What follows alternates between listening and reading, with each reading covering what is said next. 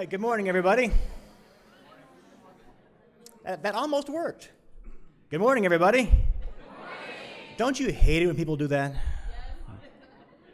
Oh, well, get used to it. But what's the line in Princess Bride? Get used to disappointments? Just kidding. That's a bad way to start a day. Oh, it's a Princess Bride reference. Have you watched Princess Bride? Do you know this film? Yes. Okay, now that's an important part of American popular culture. All right, well, welcome to Epicenter 2015. I'm Jay Antle. I am an environmental historian by training, and I'm also the executive director of the Johnson County Community College Center for Sustainability. And what Epicenter is about you all. It's about looking at issues involving sustainability and figuring out how people like you who have passion and interest can turn your career into a calling. And today we're centering this conversation around food and food systems. And many of you who are here have already made that choice in one way or another to be interested in food and food systems or environmental issues, and so we thank you for coming. The day will be full of all sorts of activities, but because we apparently don't like anonymity, if you would like to fill out a name tag and feel free, there are name tags there and markers, so please go ahead and fill one of those out. And there are also some other examples of propaganda and paraphernalia there that we'll be talking about with you over the course of the day. We have a full schedule, and I think there are some traffic issues, so there's about a third of this crowd that has not arrived yet, so hopefully whatever the traffic issues are on I-35, they aren't too terribly chronic, and people will still be able to make it. But in order to give the official welcome to this event, I'd like to introduce Stephanie Sharp, who's a trustee that is a member of our Board of Trustees here at Johnson County Community College. She is from Garden City, Kansas, and so she knows a little bit about agriculture. She was elected to represent Lenexa and Shawnee in the Kansas House of Representatives in 2002 when she was at the spry age of 27, so you can all start young, right? Think about that. She is still very much interested in politics. She left the legislature in 2008, elected to the Johnson County Board of Trustees in 2009, right? And then re-elected in 2013. And she is still very much interested in politics and making sure that people like you become interested and involved in politics. So now, having said that, I'll give you an honorary doctorate. Dr. Sharp will come up here and give you a welcome.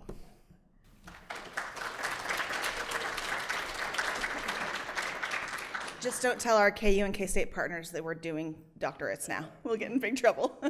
Thank you all for having me here today. I'm thrilled that you're here to talk about, obviously, Epicenter and sustainability in our communities.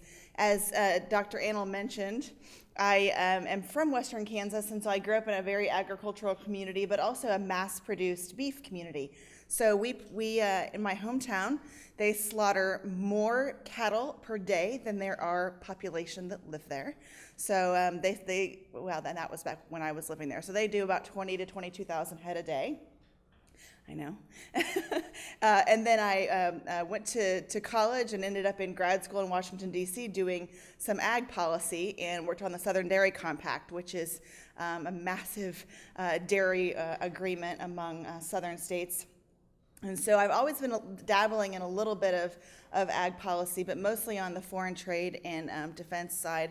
But came back home to Kansas and just really became involved in politics and found that I was really good at translating politics into English and helping people understand their role in this process.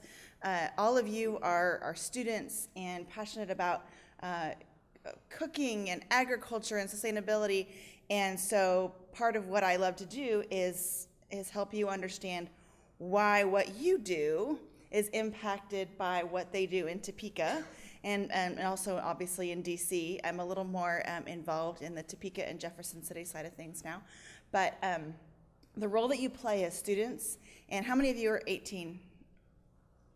Are you registered to vote? Please tell me yes.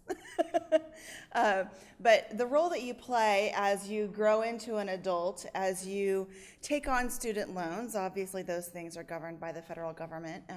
All these different pieces of your life's puzzle interact with government in so many different ways. And what I see now is people staying out of the governmental process, staying out of politics, because it has become so dirty and nasty.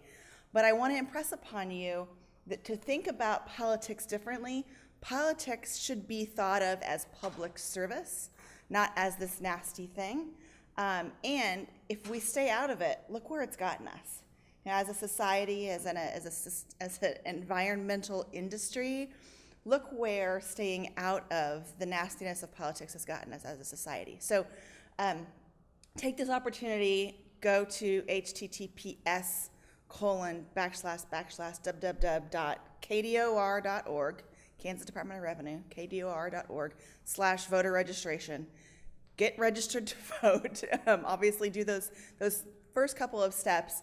But this is a great opportunity here to take that next step and understand where we can be more sustainable in our communities and what our communities are already doing. So I want to thank Jay for leading this effort and for all of you for being here today and participating. And then I want to challenge you with 3 things as I close here. The first 2 are takeaways. So I don't know if there's a folder or something, you can just write a couple of things down.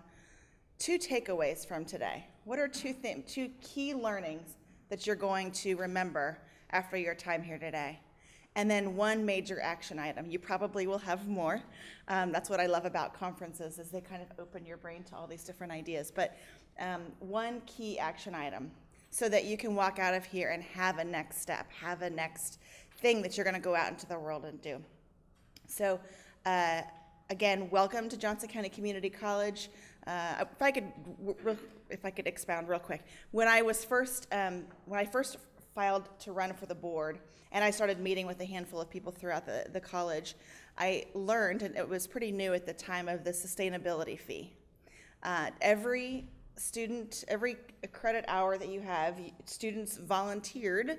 There was a vote, and they chose to tax themselves $3 of student fees for sustainability. And that was, again, in 2009 was when I ran, and so it was relatively new. But the money that has been accrued from that student fee by the student's choice and what the sustainability program has done with those funds, you see it. You cannot walk around this campus and not see it, which is so awesome now. I love that we have trash cans that say recycle, compost, landfill. So you get that mental trigger of, if I put this here and it's going in the landfill bin, where's it going to be in 20 years, in 50 years? It makes you make those decisions and think about it a little more clearly. So that was one of the very first things that I was approached with here when I ran for the board, and it has become a truly awesome thing. It's been a really awesome couple of years for sustainability at Johnson County Community College. We have the Galileo building, the solar projects, the wind projects. It's a great place to be. So, obviously the culinary program, the education program where we have kids learning how to farm. We have the community college farm, the CSA program. Has that started yet? The CSA? I think it's maybe a couple of weeks. If you're not familiar with the community supported agriculture, these groups, our farm sells a CSA package that you can sign up for and come in on Fridays. Is it Fridays still?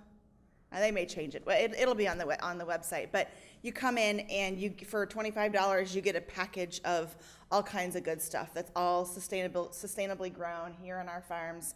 You get things from these amazing oyster mushrooms to bok choy to tomatoes. So I would highly encourage you to learn a little bit about that. But all that is to say that we're doing some really awesome things in sustainability in all these different areas. We try and insert it into every little piece of the college. So welcome, and I hope you learned some awesome things today. And I want to thank Jay for all his work, and to our guests who are going to share with you today. And I hope you have a great time.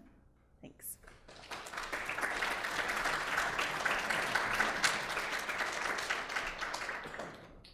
Okay.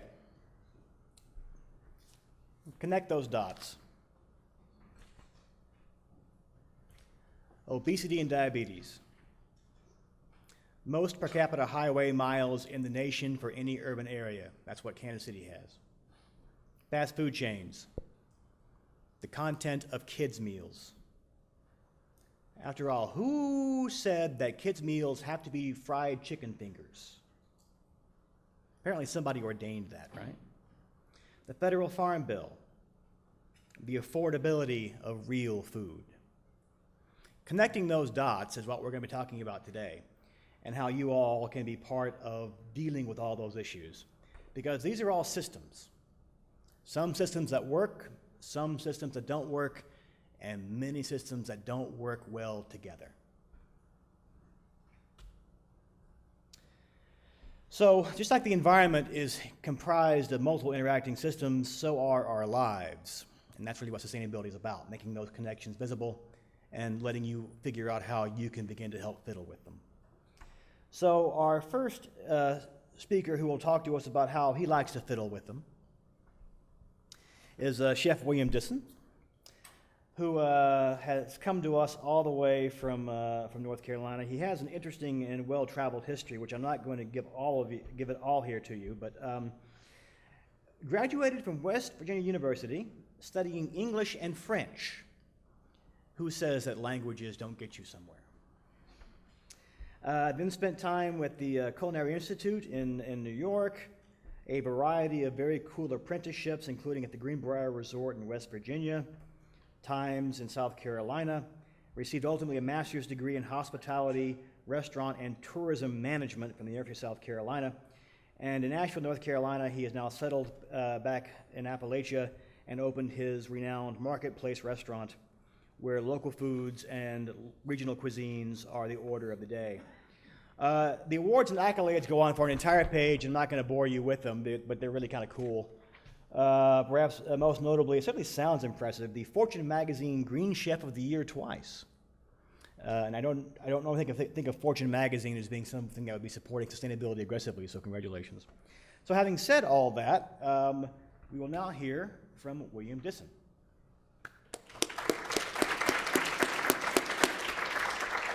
Okay, now are you ready to go here? That's limestone. That's you right there. That's me. Ta-da. Thank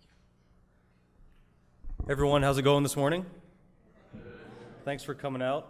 You guys are probably tired. I'm being a chef, I'm not much of a morning person myself. So my name's William Disson, the chef and owner of the Marketplace restaurant in Asheville, North Carolina. Anyone ever been out to the East Coast or to the Smoky Mountains? Awesome. Beautiful area. We're known for the Blue Ridge Parkway, Biltmore Estate, which is like the House of Versailles in the United States. It's a really beautiful area. But I'm here today, I want to talk to you guys about local food systems and why I'm doing what I do at the Marketplace restaurant and how it's kind of created an impact in our community and hopefully an impact across the country. But as we get started today, I want to make this more of a conversation. So, I don't want it to be a boring lecture. I want it to be a conversation that you all can interact with. So please feel free to ask questions, chime in where you can. This should be fun and informational here along the way. So today, why is farm to table important? We're looking to change the way people eat one plate at a time, and I think that's the role of a chef. A little background about me: I was born and raised in Charleston, West Virginia, heart of Appalachia, coal country. My grandparents my grandfather was a coal miner, and he got black lung, had got a stipend from the coal company, and had a large farm where they lived off the land. So growing up, I had the opportunity to see kind of rural farming as part of my day-to-day life. But with that, I was also brought up around really good fresh food, where you're grabbing fresh ingredients from the garden and fresh eggs from the chickens every day, which kind of led me on a tour around the country. As Jay said, education is something that's really big for my family, so I made sure to go out and try to find the best educational background I could. A lot of attorneys in my family, and I knew along the way that law school wasn't going to be for me. But I really liked the bureaucracy kind of behind the legal part of where my family was. And so looking into education, the English and the French was something that just kind of came naturally for me, talking to people and reading and writing. And as I started to learn French, I really got excited about food and French culture. And that really became intertwined with my background in Appalachia from West Virginia. And so from there, I went on to culinary school and kind kind of the rest is history, as they say. But this brings me into, why do we become cooks? Why do you guys like to cook? And I see some chef jackets here in the classroom, and I'll just pose this question to you guys: Why are you wanting to become cooks? Because we love doing it. I hear you.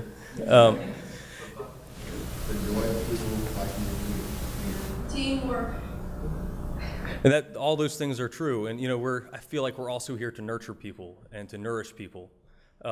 This is Marco Pierre White. He's actually the mentor for Gordon Ramsay. I'm sure you guys have seen his TV shows.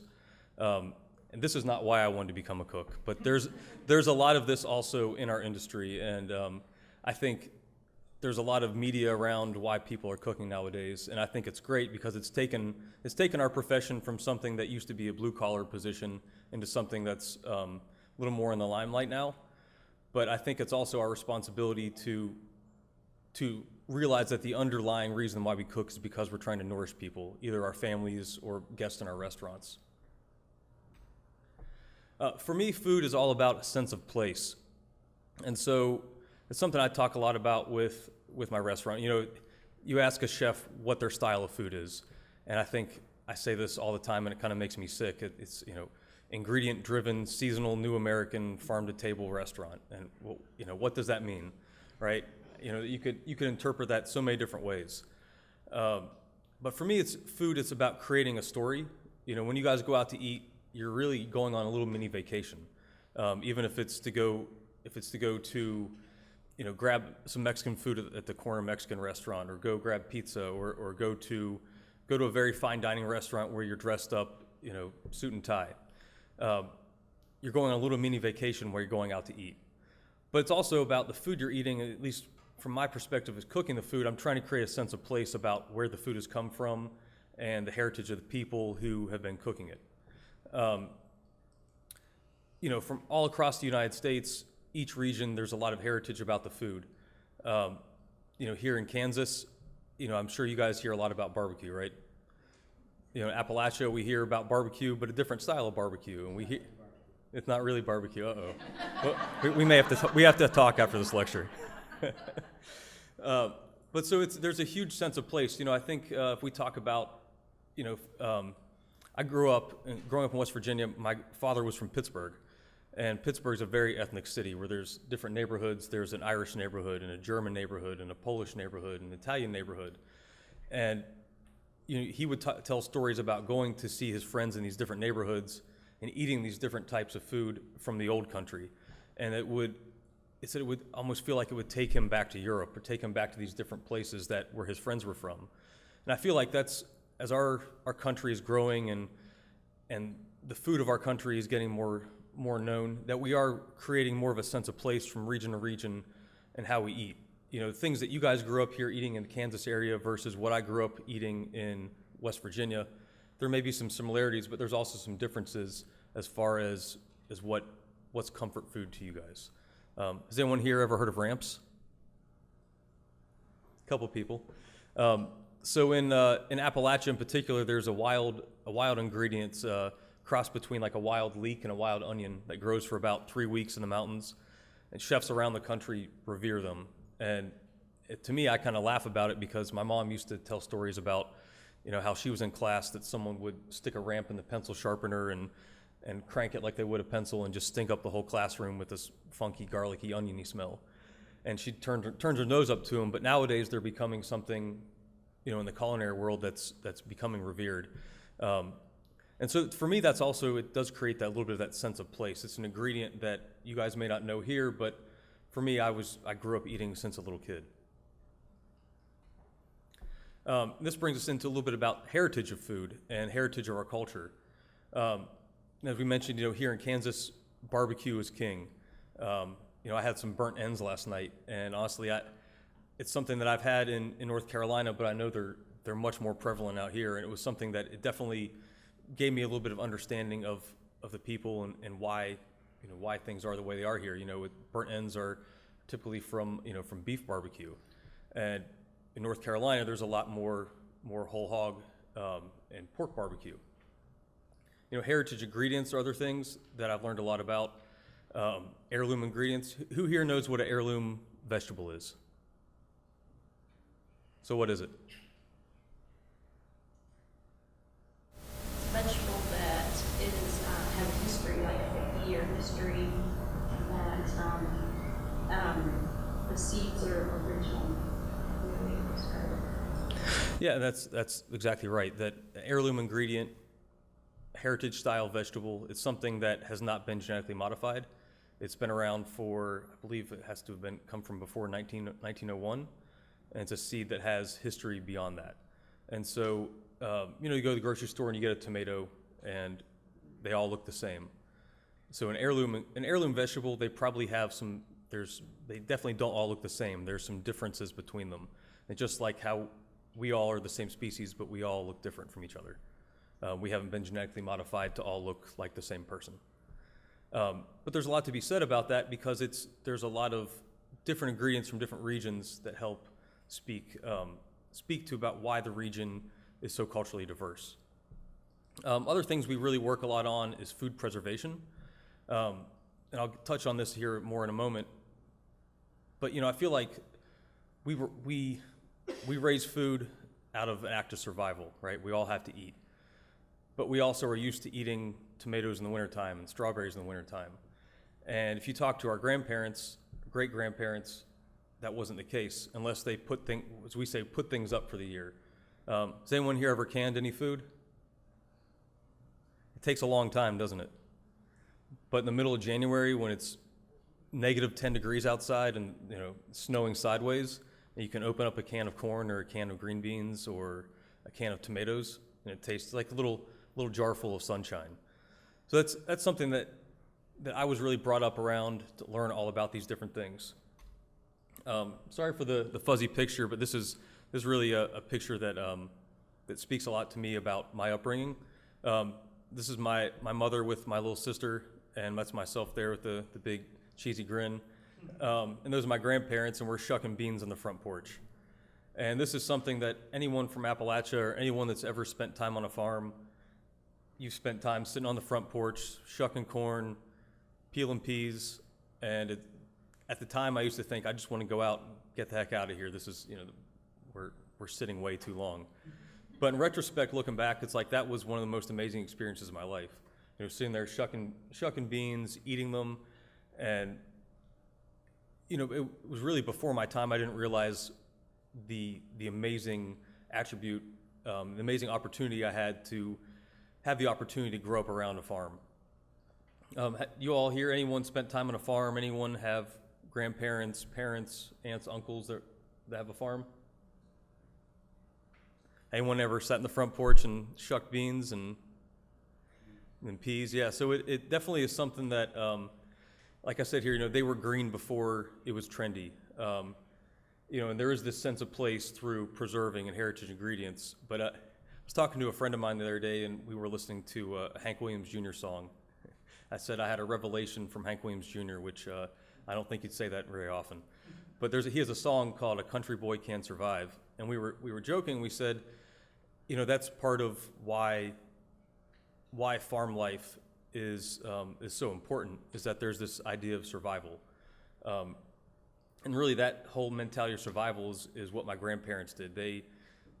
My grandfather was a coal miner and got a stipend for getting black lung and retired and farmed. And they had 10 children, and they were never upset, but all they did is they raised livestock and they raised chickens and they had a large garden. And then when the land produced, they preserved it. So they would spend time to cure meats and to can vegetables and pickle vegetables and put things up for the year in their root cellar.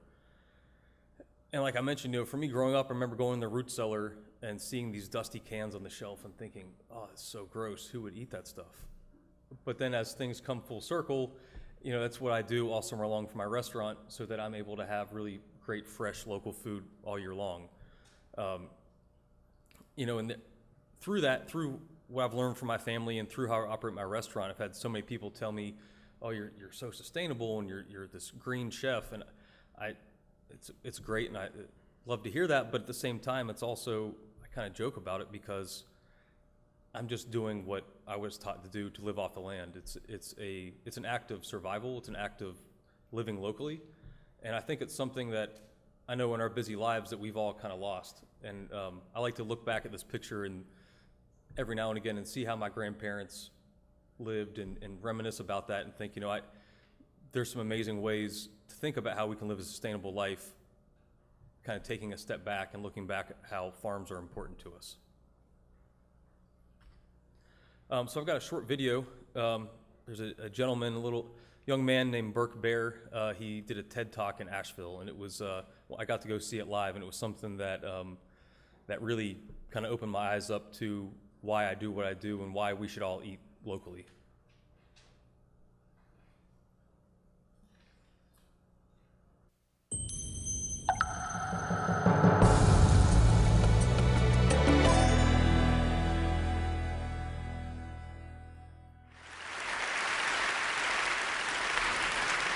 Hello, my name is Burke Bear, and I'm 11 years old.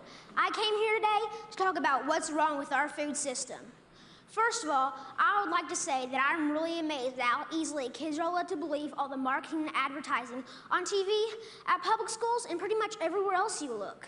It seems to me like corporations are always trying to get kids, like me, to get their parents to buy stuff that really isn't good for us or the planet. Little kids especially are attracted by colorful packaging and plastic toys. I must admit, I used to be one of them. I also used to think that all of our food came from these happy little farms where pigs rolled in mud and cows grazed on grass all day. What I discovered was this is not true. I began to look into this stuff on the internet, in books, and in documentary films, in my travels with my family.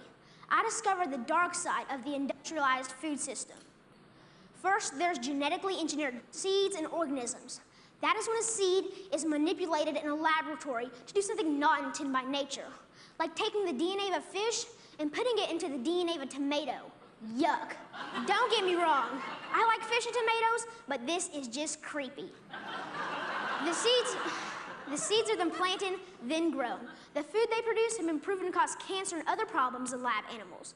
And people have been eating food produced this way since the 1990s, and most folks don't even know they exist. Did you know rats that genetically engineered corn had developed signs of liver and kidney toxicity? These include kidney inflammation and lesions and decreased kidney weight. Yet almost all the corn we eat has been altered genetically in some way. And let me tell you, corn isn't everything. And don't even get me started on the confined animal feeding operations called CAFOs. Conventional farmers use chemical fertilizers made from fossil fuels that they mix with the dirt to make plants grow. They do this because they've stripped the soil from all nutrients from growing the same crop over and over again. Next, more harmful chemicals are sprayed on fruits and vegetables, like pesticides and herbicides, to kill weeds and bugs. When it rains, these chemicals seep into the ground or run off into our waterways, poisoning our water too. Then they irradiate our food, trying to make it last longer, so it can travel thousands of miles from where it's grown to the supermarkets. So I ask myself, how can I change? How can I change these things? This is what I found out. I discovered that there's a movement for a better way. Now, a while back, I wanted to be an NFL football player. I decided that I'd rather be an organic farmer instead. That way...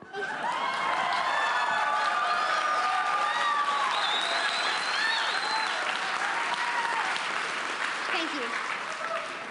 And that way, I can have a greater impact on the world. This man, Joel Salatin, they call him a lunatic farmer because he grows against the system.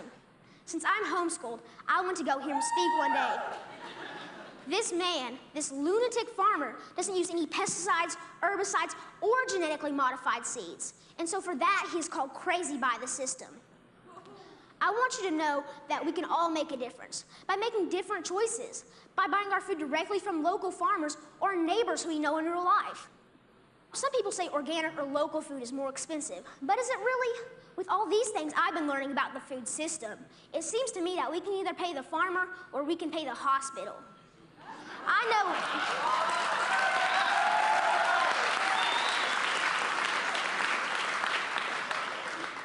know definitely which one I would choose. I want you to know that there are farmers out there, like Bill Keener and Sequatchie Coast Farms in Tennessee, whose cows do eat grass and whose pigs do roll in the mud just like I thought. Sometimes I go to Bill's farm and volunteer so I can see up close and personal where the meat I eat comes from. I want you to know that I believe kids will eat fresh vegetables and good food if they know more about it and where it really comes from. I want you to know that there are farmers markets in every community popping up. I want you to know that me and my brother and sister actually like eating baked kale chips. I try to share this everywhere I go. Not too long ago, my uncle said that he offered my 6-year-old cousin cereal. He asked if he wanted organic toasted O's or the sugar-coated flakes. You know, the one with the big striped cartoon character on the front. My little cousin told his dad that he would rather have the organic toasted O cereal because Burke said he shouldn't eat sparkly cereal. And that, my friends, is how we can make a difference, one kid at a time. So next time you're at the grocery store, think local. Choose organic, know your farm, and know your food. Thank you.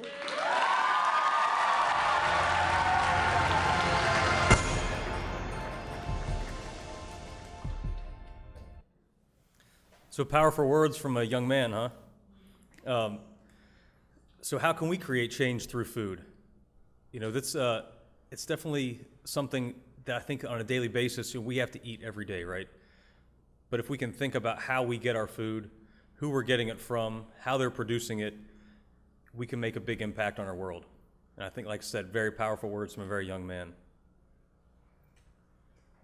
That brings me into kind of background of why I've been doing what I do in Appalachia and how we're trying to look ahead to the world to create change through food.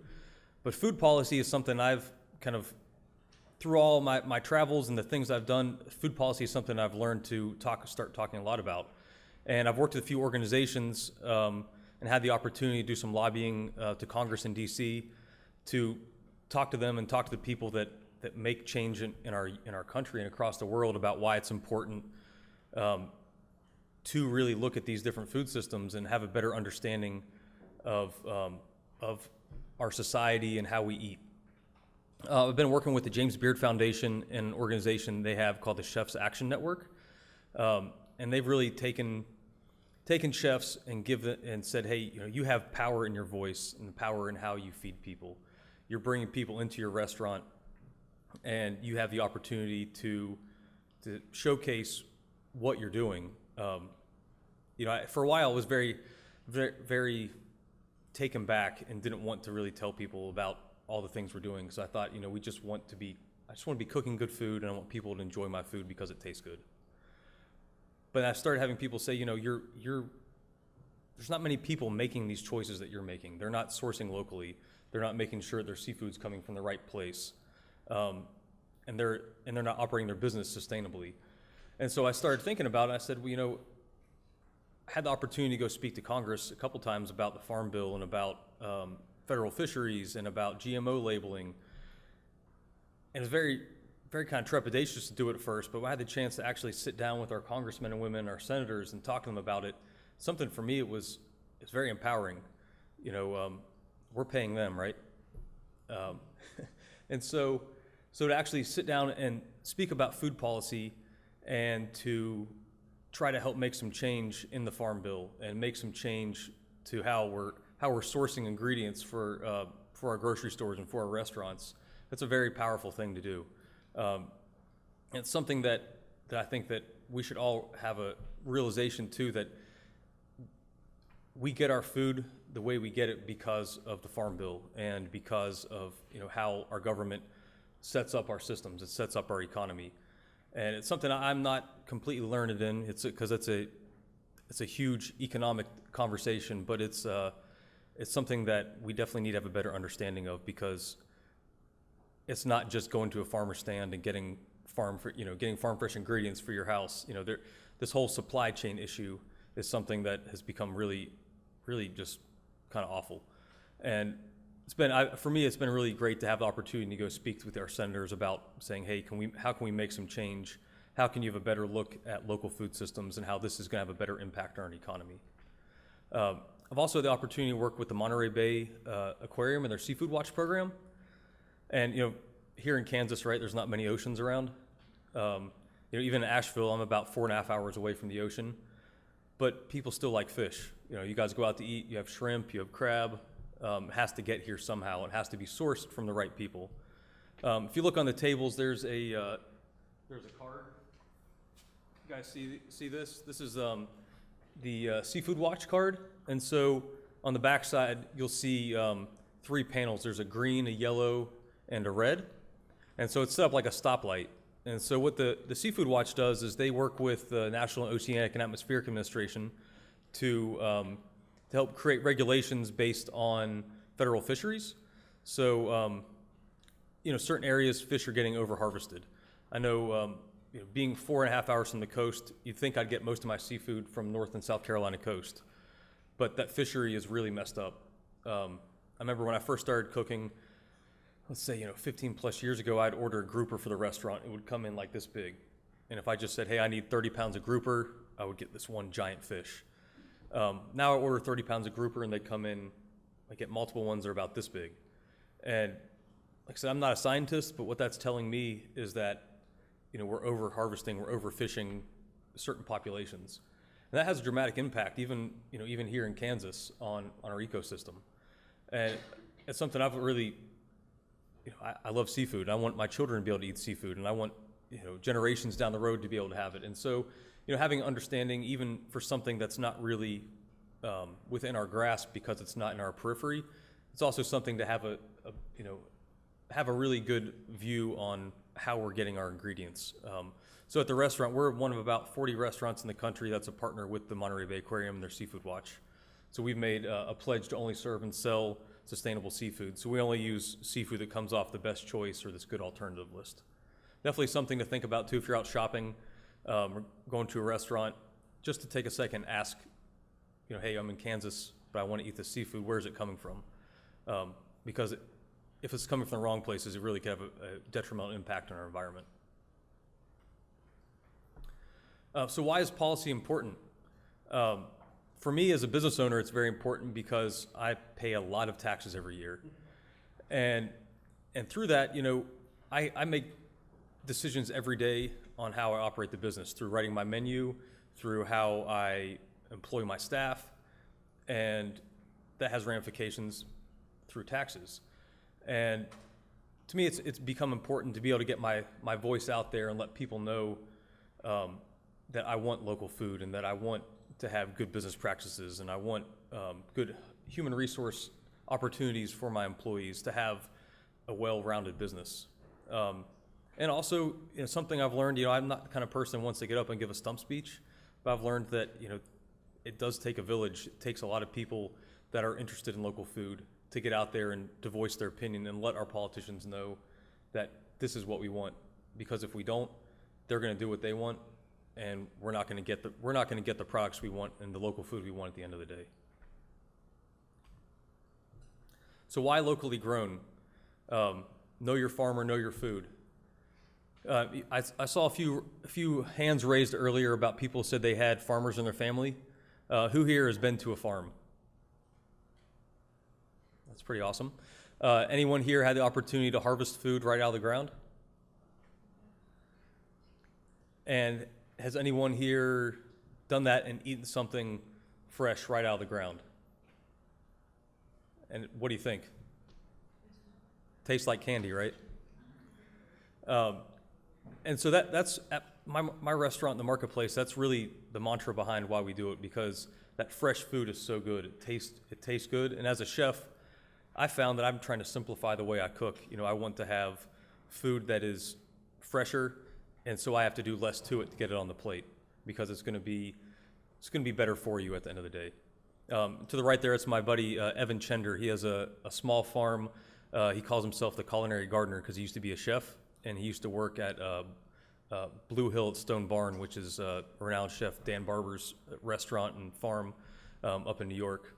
And so he has probably a half-acre patch of land, and he grows an exorbitant amount of produce on it, enough to sustain, about 3 restaurants. So he's a pretty amazing guy. Another periodical you guys have on the table, you'll notice this food guide on the table here.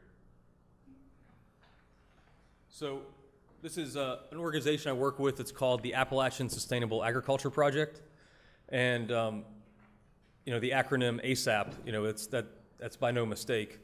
that their whole goal is that they want to get local foods and local food systems created as soon as possible. We're very fortunate in Appalachia to have a lot of small farms. Historically, there used to be a lot of tobacco farms throughout Appalachia. And our country industrialized, a lot of the food and farming moved out here to the Midwest, and a lot of their farms went defunct. And so now we've got a generation that, our parents' generation, they went and started working for a company or manufacturer, but they had family land. And so now we have a younger generation that's taking the land back and taking these old tobacco farms and turning them into local farms. And if you thumb your way through this periodical here, you can see just the amazing amount of farms we have in Asheville. You know, we have 90,000 people in Asheville, and we have 12 farmers markets a week. It's definitely a little bit of a bubble, but it's everyone there really is into it, and it's one of those things, the access. You know, here in Kansas, you guys are in farm country also, and I feel like there's a huge opportunity here to parallel a lot of what we're doing in the Appalachian region as well. You know, another really important thing that this organization has helped to do is to help grow local food economies. That, you know, if I'm ordering food through a major conglomerate like Cisco, you know, they're sourcing their food from Mexico and California and maybe even Argentina with different vegetables. And so if I'm able to buy my food from local farms, I'm keeping those dollars in the community. So I'm helping to keep more jobs in the area. I'm helping to support a farmer who's supporting his family. And at the end of the day, I'm helping to keep that money in the city and within the taxes in the area, which are going to hopefully help the infrastructure of the area down the road too. That leads me into, you know, the whole idea behind local food. You know, there's this whole ideas of health and supply chain. Local food, you know, you're going to get healthier, fresher ingredients. Anyone here know much about how wine is made? So you have vintners out in California, they're growing grapes, and as the grapes start to ripen, they start to pull them off the plant and they test them. They are testing for what's called a Brix level. And so Brix level is the sugar content in a grape or in fruit. And so the higher the sugar content, the better it is to ferment, to make alcohol, to get higher alcohol so they can make wine. But there's a Brix level in all plants and fruits and vegetables. And so for me, I started learning about wine. I was thinking about what my grandparents had done growing up and why was my grandmother's food always so amazing? Because it was so fresh. But I started learning about this wine Brix level and the sugar content, and I thought, there's a lot to be said for ripe food. You know, and like as I mentioned to you all about pulling vegetables out of the ground and eating it, and getting something that's just so fresh that you don't have to do anything to it. And so what I've tried to do at the restaurant is try to get ingredients that are being pulled out of the ground that day, so hopefully they don't even have to go into a refrigerator. And so when you're pulling a ripe, let's say tomato, everyone here eating a tomato right off the plant? It tastes amazing, doesn't it? And so the reason it tastes amazing is because it's ripened on the plant. So it's brighter in color, the flesh is firmer, it's higher in nutrients, and it's higher in natural sugars. So as a chef, someone is going to be taking in the kitchen to manipulate it, to put it on the plate. When I'm able to get ingredients that are that ripe, I have to do less to it. So it's going to be healthier food at the end of the day. Also, less travel equals less pesticide and less carbon impact. You know, the more we're able to, let me take that back. So when you're getting fruits and vegetables that are coming from, say, 1,500 miles away, they're harvesting them more underripe. And so they're doing that because they'll ripen as they're making their way across the country. But what happens is that the fruit or vegetable, all those sugars that have grown in it, it's trying to keep itself alive. So they're screaming, they're like, help me. And those sugars are turning into starches. So that's why in the middle of winter time, when you're getting a tomato from Mexico, it tastes like cardboard. It's because all those natural sugars have turned into starch, and you slice into it, and it even looks kind of like cardboard. But there's also less carbon impact, obviously, from that mentality, is that you're getting produce from 10 miles away or 50 miles away rather than 1,500 miles away. So what is a food shed? Everyone here know what a watershed is?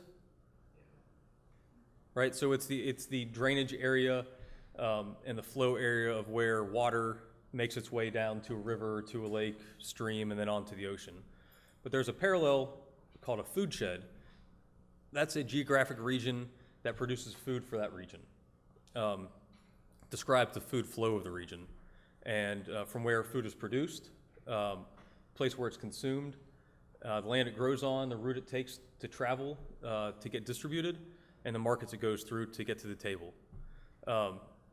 Like I mentioned, a food shed similar to a watershed because it outlines the flow of food feeding for a particular population. Here's a map of our food shed in Appalachia. So you can see it's not necessarily just a 5-10 mile area. You know, eating within your food shed, that's kind of the mentality that I've taken. We try our best at the marketplace to source within 100 miles, but I also feel like it's very sustainable, and it's a good opportunity when you're able to source within your region, within this food shed, because these people are growing they're growing similar ingredients. They have a similar growing climate, and it's within an area that's easy to get the food distributed to your location. So, you know, your food shed here in Kansas, you know, I would assume would be, you know, parts of Missouri, you know, and through the whole state, and even on to, you know, the eastern side of Colorado. What do you think? Does that make sense for everyone?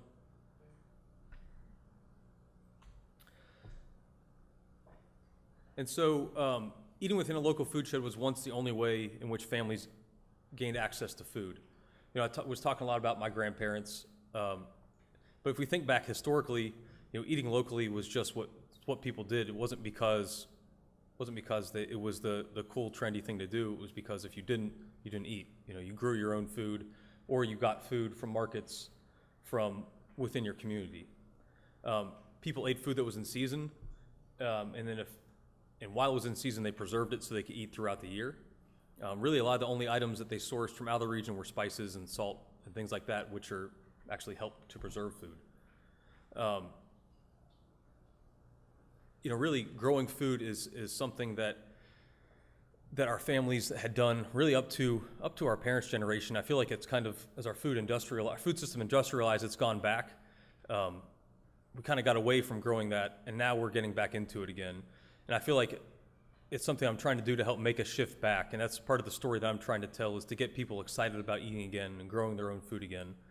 And I think it's something that if we're able to do that, we're going to be able to start eating better within our food shed, keeping more money within our local economy, and just creating healthier people in our communities. So some methods of distributing food within a food shed. You know, the farm to table movement, you know, focuses on locally sourced food. You know, some of the methods we get from a local food shed are farmers markets, roadside farm stands, pick your own farms, community supported agriculture, and subscription or share farming. I'm sure you guys are probably familiar with the first three. You know, everyone's been to a farmer's market or seen the roadside farm stands to get corn or things in the summertime. Pick your own farms to get berries, whatnot. Is everyone here familiar with CSA, or community supported agriculture? So that's something that I do for my restaurant. My wife and I also do for our family. And it's, you know, it's something that we have to make an investment maybe in January or February where we spend money. But what we're doing is we're helping to buy seeds and buy goods for a farmer so they can get themselves set up to farm that year. And so as they're farming throughout the year, every week we'll go to the market and pick up a box, and we get our share of their crop for the year. And so that way we're able to get fresh food, you know, every week also. Can you explain how that works for your restaurant? Sure. So, you know, in January I sit down with 4, 5, 6 farmers, and we get a Johnny Seed catalog, which is, you know, kind of one of the major seed catalogs. And they'll go through and they'll say, okay, we're planning on growing A, B, and C. How much do you think you'd want of this produce or these ingredients? And then they'll say, well, what are you interested in us growing? And I'll come up with some esoteric, crazy heirloom thing that they'll say that's impossible to grow, and I'll say, well, let's try. And so that's how we do it. And so I'll spend it, you know, $10,000 in the winter months, and really you're giving, you know, you've heard the phrase seed money. You know, I'm not sure, but I'd assume that's where that came from. And so So you're giving them seed money so you're able to get product down the road. So you're helping them out in a time where they don't have income coming in, and then they're giving your share of the company, of the farm, back to you throughout the year.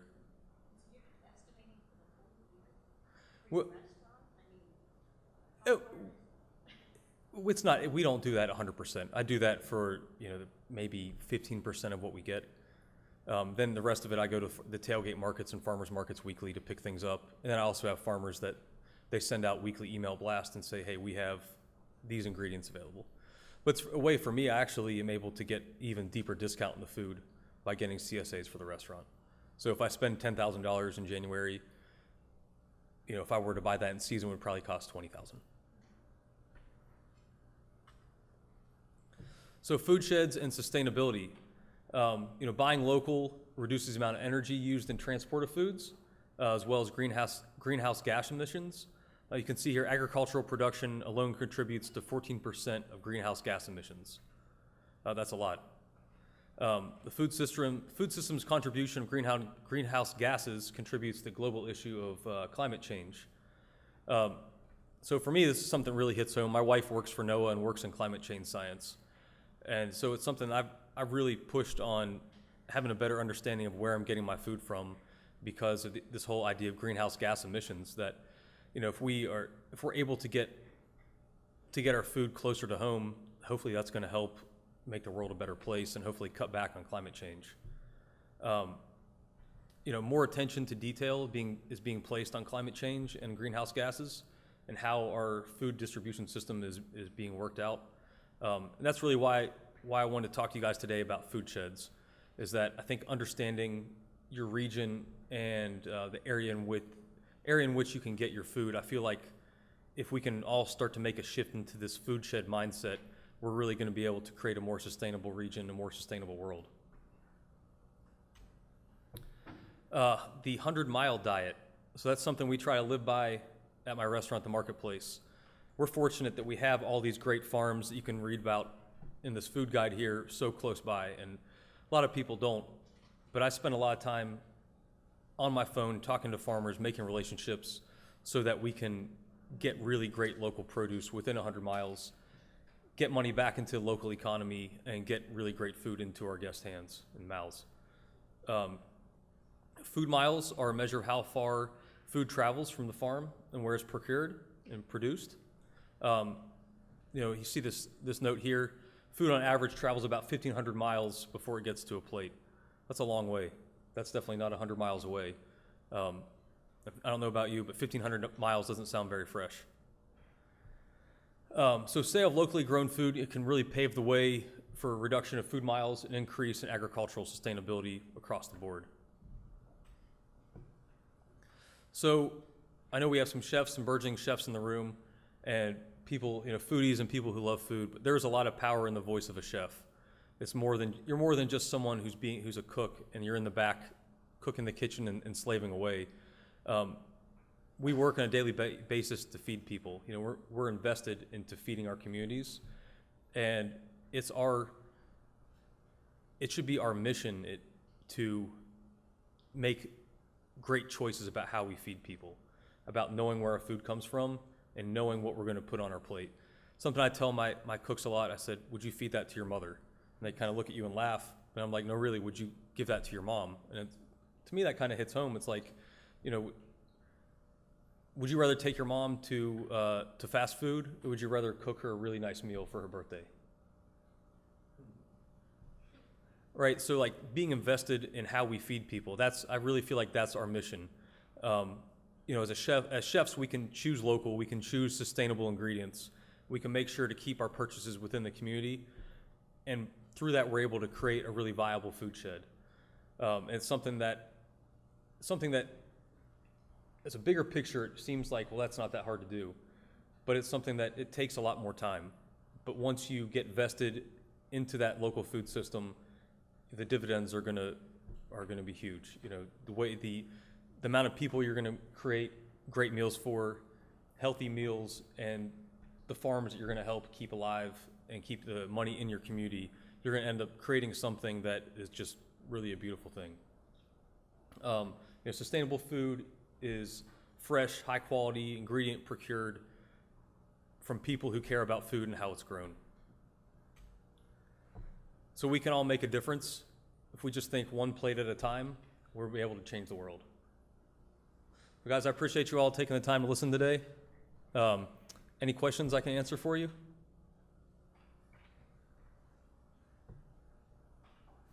So, how can you have a 100-mile diet in a place with a really high population density where it might not be happening?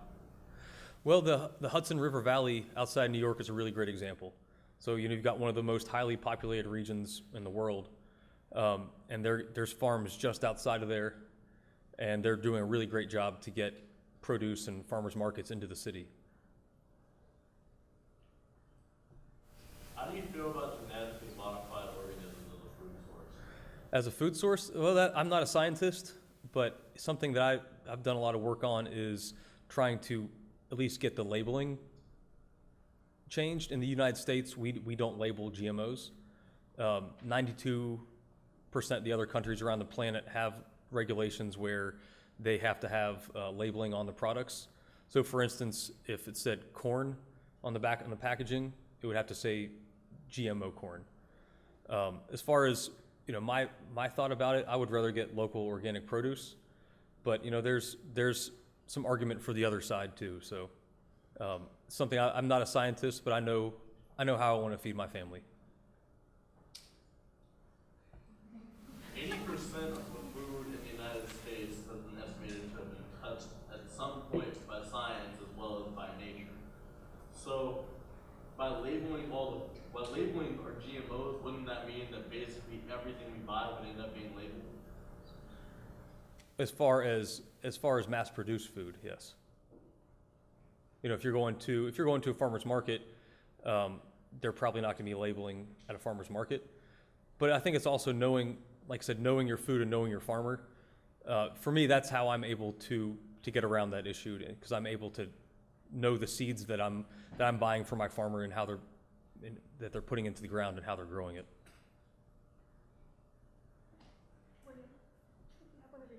Oh, sure. Go ahead. Just a quick question for you. You mentioned you're getting all these local sourced, farmers supplying food for you. Do you have to worry about certifying them somehow through, does FDA or some other regulatory agency care about where the food comes from? Joel Salatin talks a lot about how bureaucracy meant to protect us actually gets in the way. Have you had to deal with that? Sure. Any farm that sells retail has to be USDA certified, and so that's how we do it. They're definitely, I definitely buy a lot of wild forage food, and I buy a lot of food from other farmers as well. And I guess that's the gamble that I'm taking too. But for me, it's people I'm creating relationships with, and I know the ingredients are great. But yeah, I'd say 99% of what we buy from are USDA certified farms. I can give a holler. My question is GAP certification. So is that similar to USDA? A lot of farmers and local farmers at farmers markets, there's been a lot of pressure on them to be GAP certified. It's something I'm not very learned in, but I do hear a lot about that from my farmer friends, that they're getting more pressure to become GAP certified if they want to sell at farmers markets.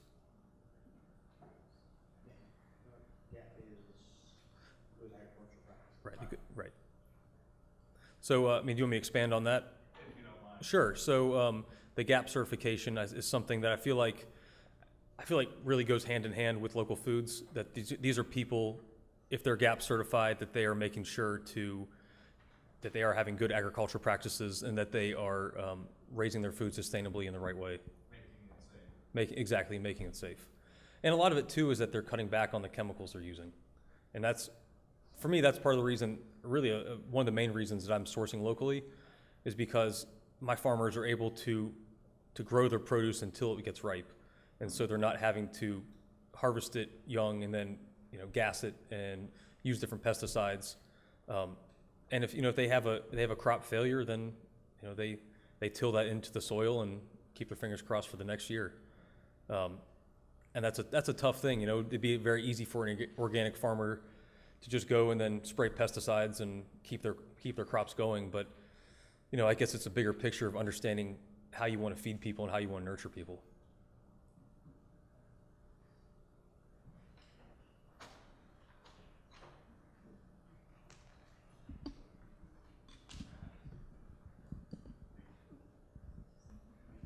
I guess I can't shout, so I'm going to use the microphone. I'm not a chef. I'm not a person that's very literate about food, but I am a sophomore in a school area that's very high in free and reduced lunch programs. That's great. So I wanted to know about how this particular food policy concept with very, farm-to-table oriented policies work for food on an industrial scale where you have to feed 2,300 kids in a school, and we're getting, ham and cheese on a pretzel bun with a bag of chips and an apple or something like that. In my region, it's starting to work well. If you actually look through this food guide, there's a program in here called Growing Minds. And so what they're doing is they're linking up with institutions and hospitals and educational facilities, schools to get local food into the schools. So I work with a local elementary school and a kindergarten class there in particular, and we helped build a garden. I go in and I teach cooking demonstrations and talk about kale. I'll take the kids on a farm tour. Actually, was mentioned this yesterday, is I took this kindergarten class on a farm tour, and we were going through the field, and we were on, had the tractor with the hay bales, the trailer behind it. I jumped off and grabbed a head of romaine out of the ground and just started eating it. And these kindergarten kids are going, "Oh, gross! What are you doing?" I said, "Well, this is salad. This is lettuce." And they were like, "Well, that comes from the grocery store."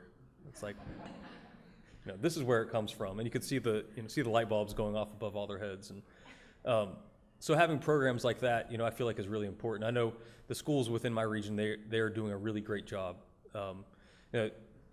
Burke in the video was mentioning about eating local and visiting the farmer's market or visiting the doctor. And I don't know if any of you all ever had to stay in the hospital or had family that's gone to the hospital, but the food in hospitals sucks. And you think it doesn't make sense, right? That you're in the hospital to get yourself healthy, but the food you should be eating should be super, super healthy, but it's processed, packaged junk. And I know in our region, that's something they're really pushing to do too, is starting to get local ingredients into the hospitals. So hopefully that health and food connection starts to happen. Good question.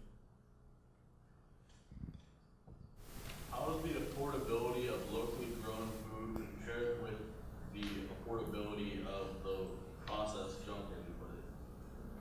So that's a really great question. A lot of people are saying, "Oh, local food is more expensive. Going to a farmer's market is more expensive." There's a program I'm working with right now called Wholesome Wave, and so they're not all the way across the country, but they're trying to get there. You all familiar with SNAP benefits, just like new food stamp program? So what Wholesome Wave does is they say if you go to spend those SNAP benefits at the farmer's market, and let's say hypothetically you have $10 in SNAP benefits, if you use it at the farmer's market, they double it, so it's worth $20. So I think that's a heck of an incentive to go eat local and eat fresh, healthy food.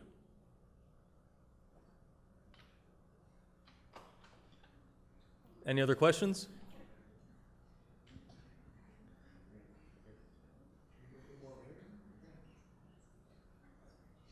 One more? Go ahead. So I've been hearing a lot recently about these things called food deserts, where there's not a lot of food in certain areas. In these areas, would it be practical to start going with a local diet? I think so. I know, I talk a lot about my region, how we've got this great access to farms, but just outside of Asheville, where I live, is actually one of the biggest food deserts in the country because of the poverty level. So there's really a huge irony there that you've got these amazing farms and great farm-to-table restaurants, but then there's a lot of people who have really poor access to food. And I think that's where I really like this idea of the SNAP benefits being doubled to get people to get out to their farmers market so they can start to get more local food into their house and into, to their families. Good question.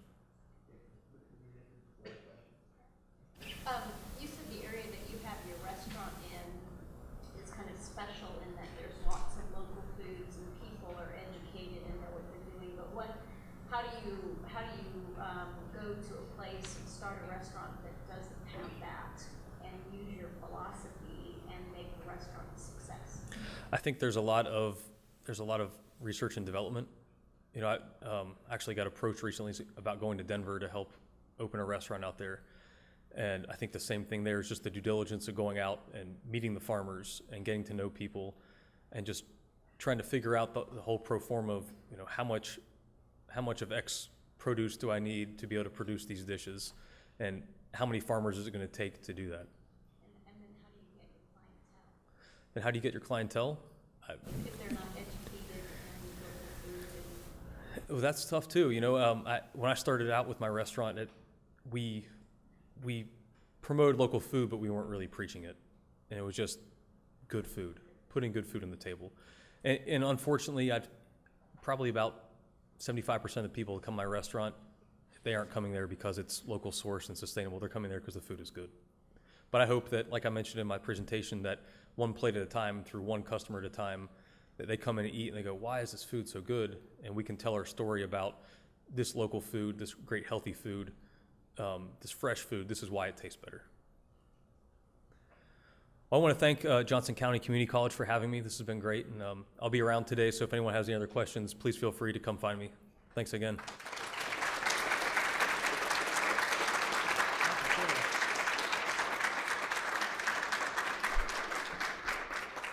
I'll just make one quick comment about that issue of how do you get an audience to a restaurant. Of course, the answer is, of course, you do good food.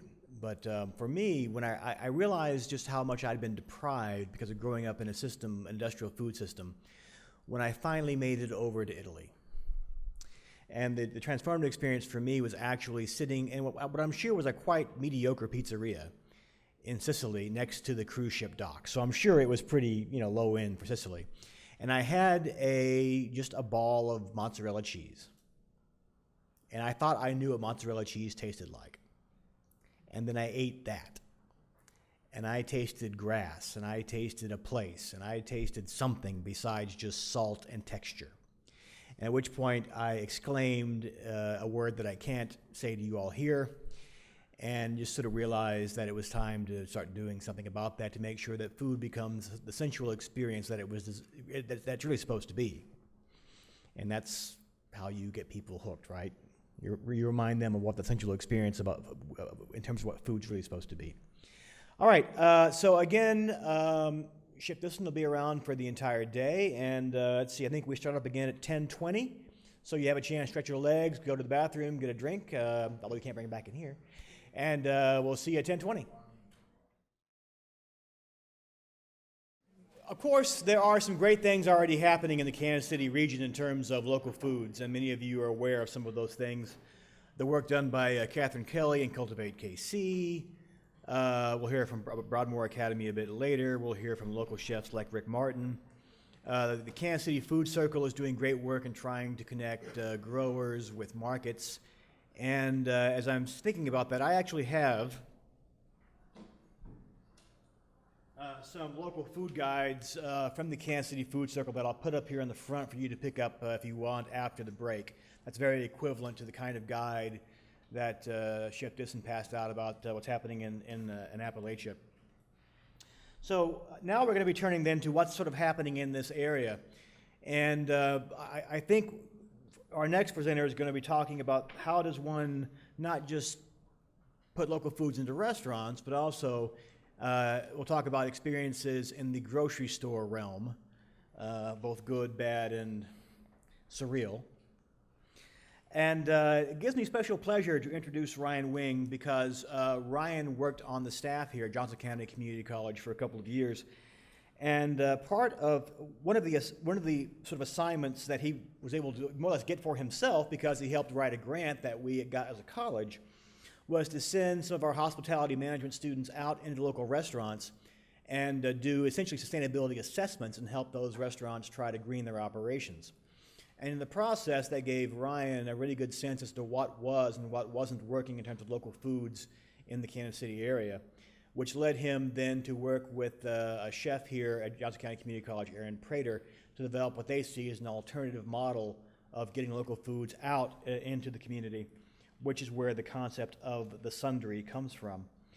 So with that, even though I do have some trepidation handing over the microphone to a former employee of mine, I may be in trouble, we'll see. I would like for you all to give Ryan Wing a warm round of applause.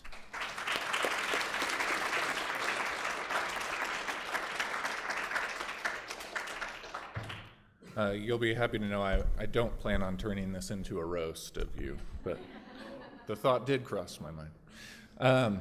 So it's good to be here with you all this morning. I'm going to rocket through this presentation. It'll probably only be 10 to 12 minutes, so if you can hold questions till the end, but please ask them at the end. I'm happy to answer them. So as Jay said, I'm Ryan Wing. I'm half of the two people that started the Sundry.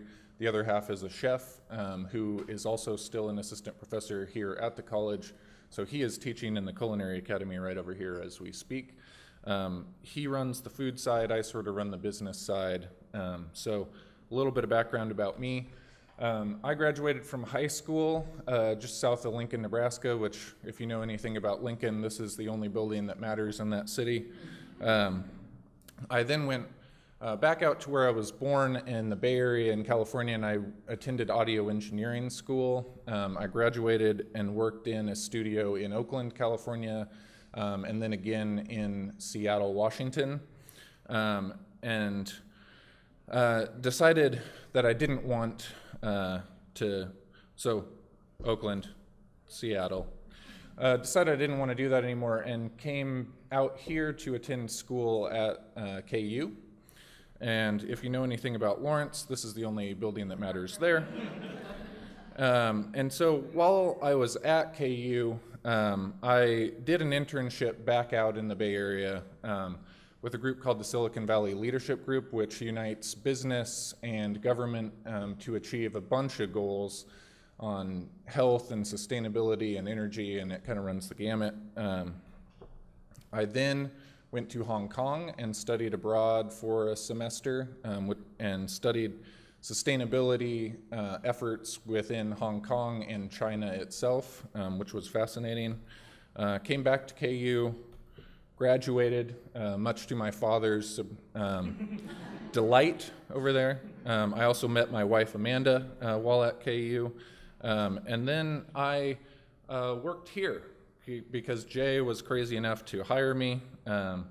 As he mentioned, I worked on this grant program that we called the Sustainable Hospitality Internship Program, which did send culinary students into small independent restaurants in Kansas City, primarily to work on energy and water efficiency issues, and dangled some money in front of them to incentivize them to make some efforts around those items.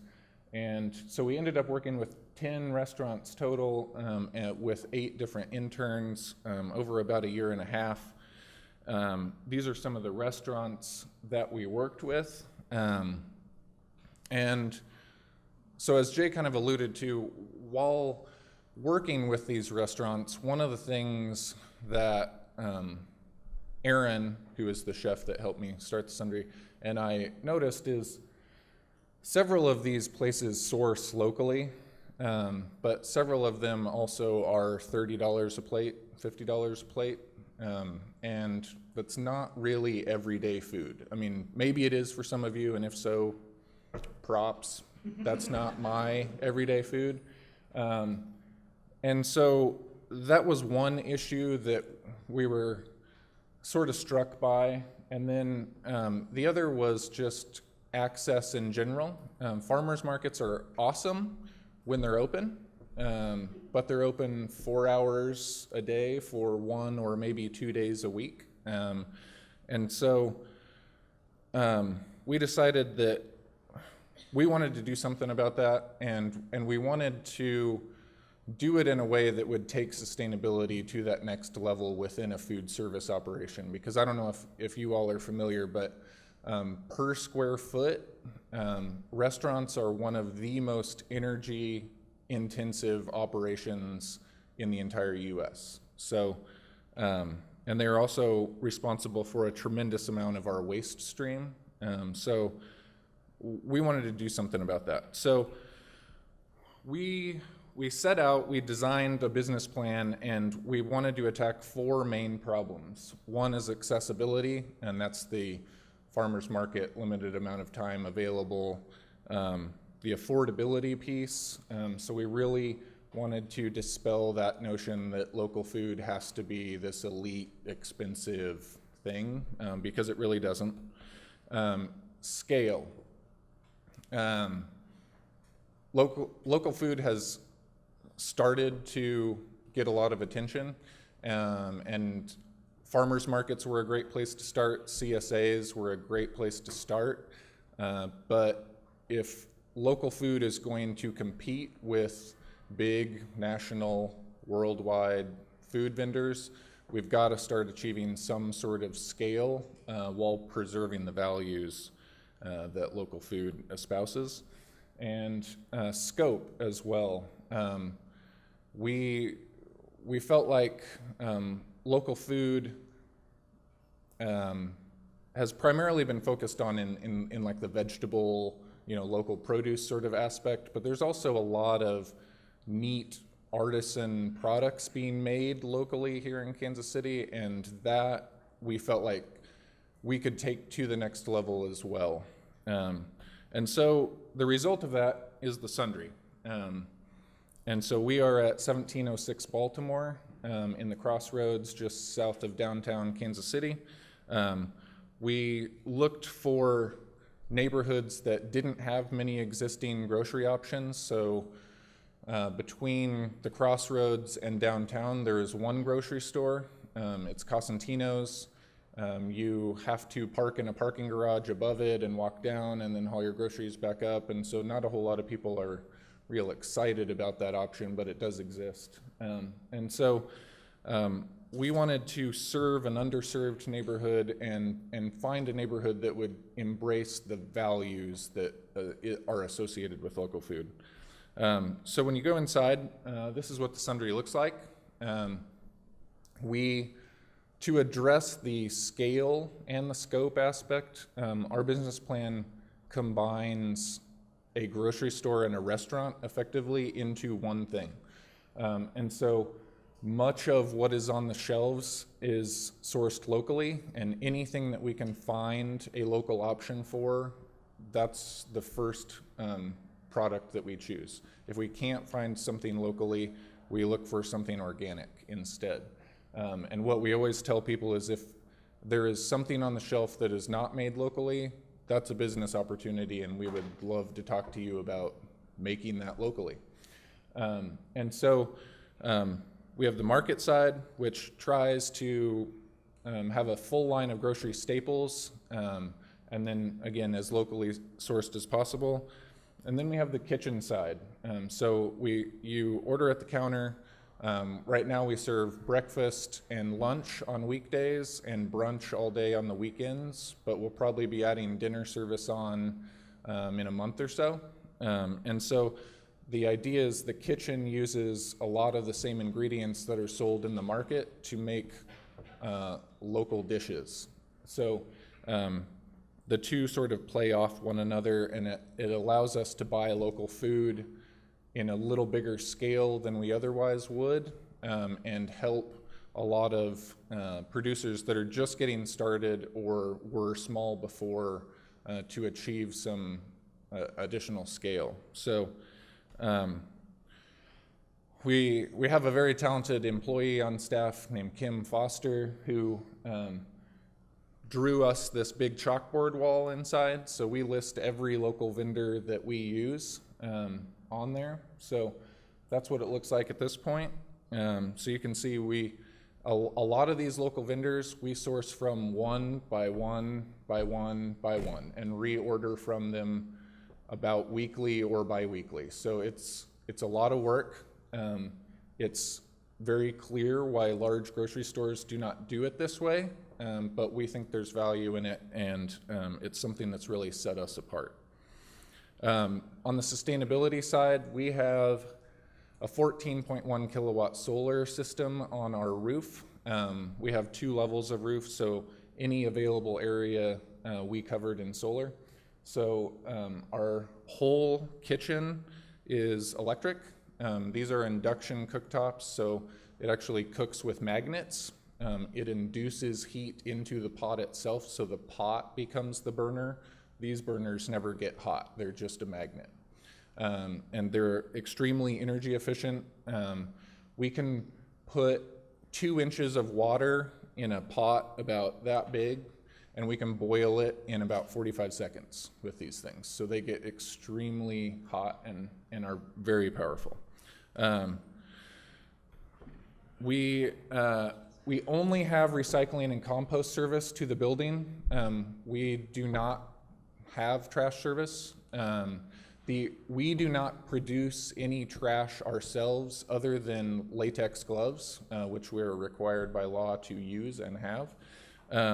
And the only trash that we do produce is like plastic film that comes in on shipments that we get.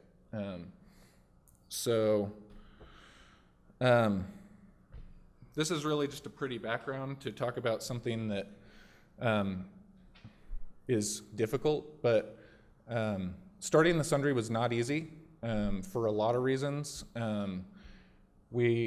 Getting funding for a food operation is almost impossible, and especially a concept that is unfamiliar to the city that we're in. You tell people, oh, we're going to combine a grocery store and a restaurant, and they look at you really confused and say, so you're a restaurant? You know, and they just didn't understand it. But beyond that too, even after we opened, just regulation-wise, the city had no idea what to do with us. We maintained 2 health permits because they couldn't decide if we were a restaurant or a grocery store. So we have 2 health permits.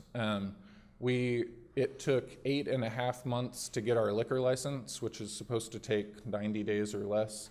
And part of that was because they couldn't decide if we were a restaurant or a grocery store. And so we now maintain 2 liquor licenses as well, and pay double fees on all of that.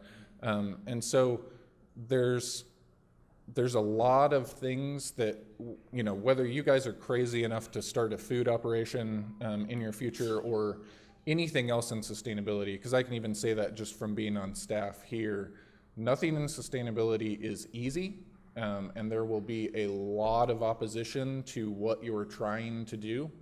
And really the only way to get through that is just plow ahead. And you know, you got to be pragmatic. You know, right now we're maintaining 2 permits, you know, for a bunch of different things, but we're starting a larger conversation with the city about how that can change and how, you know, it can be welcoming to concepts that maybe don't quite fit inside this little box that they've drawn. And so that's just sort of what you have to do to work in sustainability, is be pragmatic, get things in place, keep moving, and keep trying to change things on the back end so that it's easier for everybody that comes after you. So that's sort of what we've done with the Sundry. And when we first drove by the building, this is what our building looked like. It had been vacant for 20 years and was built in the late 20s, housed a jazz club, Kansas City's largest jazz club in the 30s. It then became a United Artists film building in the 50s, and then kind of went vacant after that. And so the building was rehabbed for us. We went through a design process and, you know, ultimately made the Sundry happen. So that's sort of my message to you is, if you want to do it, make it happen, and don't let anything get in your way. So thank you. Happy to take questions.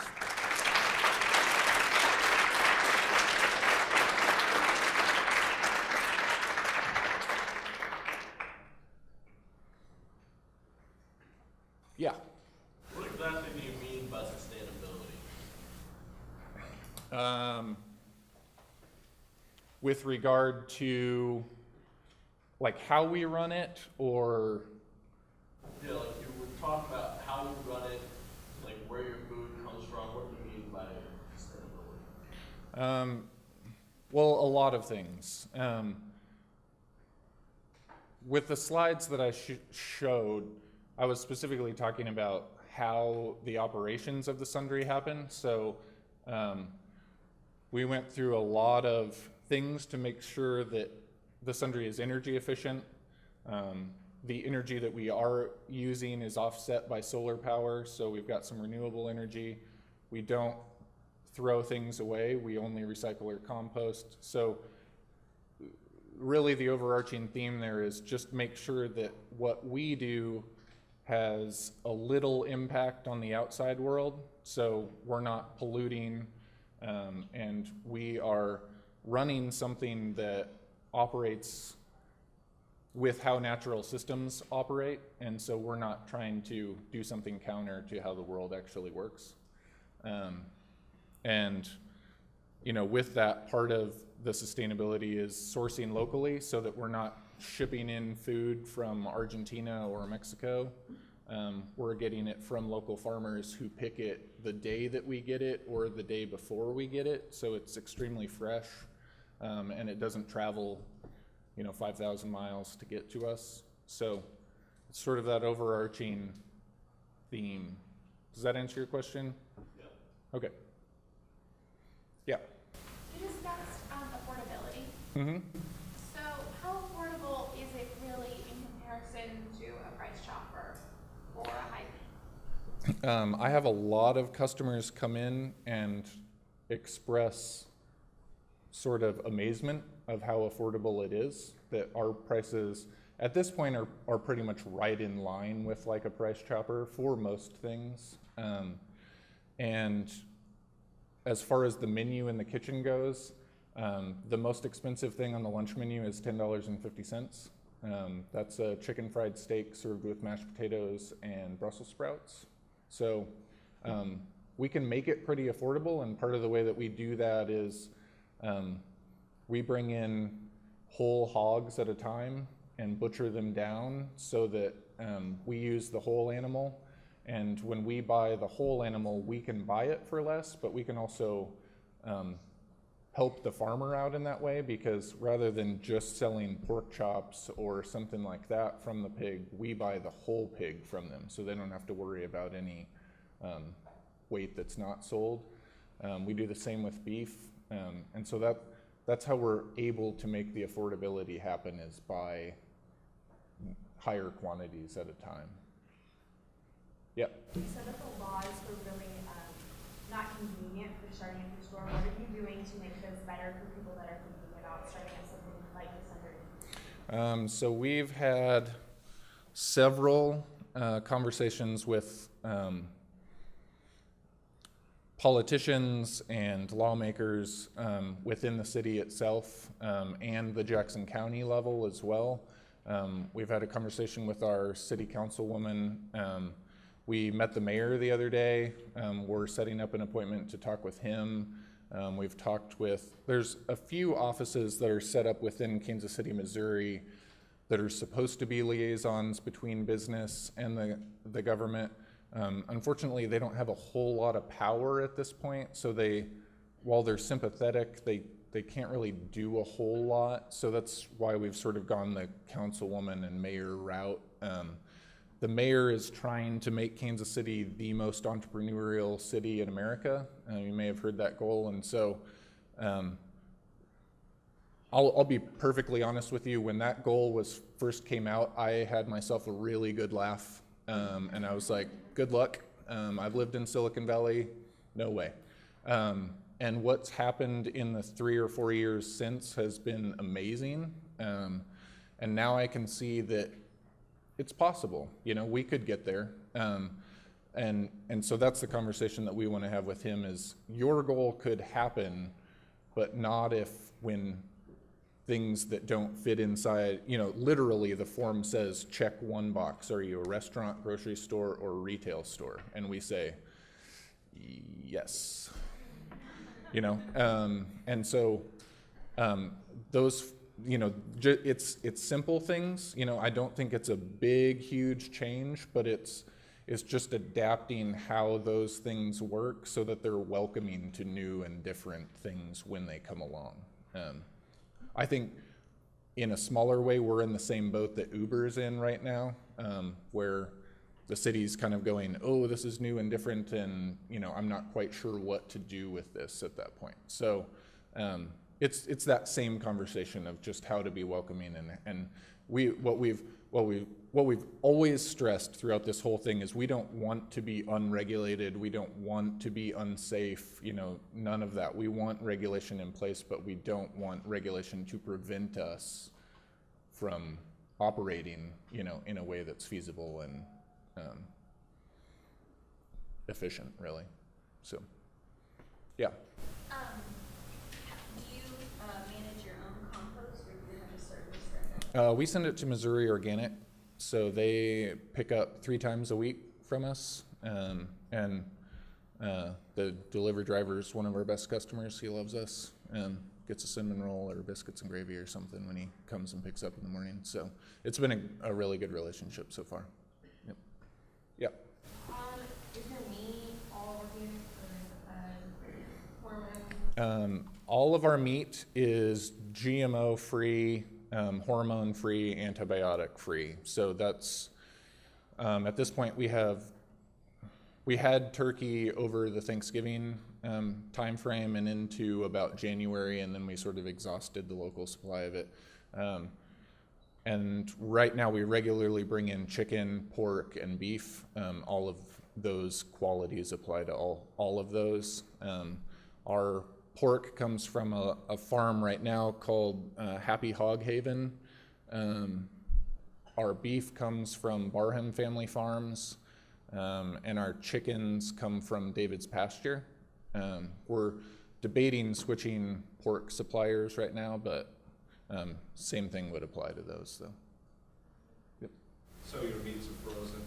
They're coming as well? That's been an ongoing thing. When we can bring in a whole hog, so because what we do sometimes is we'll literally bring in a half a hog and butcher it down ourselves. Sometimes we buy a half a hog at a time, but bring it in what's called primals. So, a whole shoulder or a whole loin, and then break it down from there. When we get it in primals, it's frozen. When we get a half a hog, it's not frozen. So you're selling fresh then, or? Yeah, and on the grocery side, yeah. My other question is, what is your sales split versus restaurant versus your grocery side? Right now it's about 60 kitchen, 40 market. And the market has been the thing that was, when we kind of predicted would be slower to catch on than the kitchen. The kitchen's easy and accessible. You go in, you order, you get food. The market has really been catching on lately, so we'd like to get it to 50-50. Yep. Do you think for a family of like 5 that normally shops at Costco or a Price Chopper could switch over to like this and have it be like your sole grocery supplier? Potentially, yeah. It really just depends on, I hesitate just on the family thing. There's things like, we don't carry baby food right now. So there's some specialty things like that we would be lacking. So I don't think we, at this point, would be a one-stop shop, especially compared to like a Costco where you can buy, a gallon of toothpaste at a time. We don't have, we intended to be entirely food, just food, period. We have brought in some like toilet paper, Kleenex, laundry detergent, those sort of things, because a lot of people were asking for them. But we're trying to not go too far down that road because we are a small shop and so space is sort of limited. But okay, last question. Oh, yep. Sorry, you asked it already, so you get the answer. As a picky eater, a lot of places that sell the organic foods or like prepared organic foods, they're very complex meals that include a lot of different items that I per se won't eat. And a lot of the meals you've been describing are like chicken fried steak. That's very well known. Most people eat that. Mm-hmm. Is your kitchen more of, it tries to apply to all people, or is it the higher class that you not picky palate? Good question. Our approach has always been, our food philosophy is everyday food done really well. So we make a pulled pork sandwich that's sort of dressed up a little bit. We make a Thai curry chicken sandwich. You know, for breakfast, it's biscuits and gravy, or an English muffin with a farm poached egg and house-made bacon on top. You know, so we do they're not elaborate, they're not fancy, they're everyday sort of things. We just do them really well. So, no, we don't, you're not gonna see like foie gras next to, you know, a schmear of carrot puree or something, you know, but that's just not our thing, so, yep. I lied, I'll get to the last question.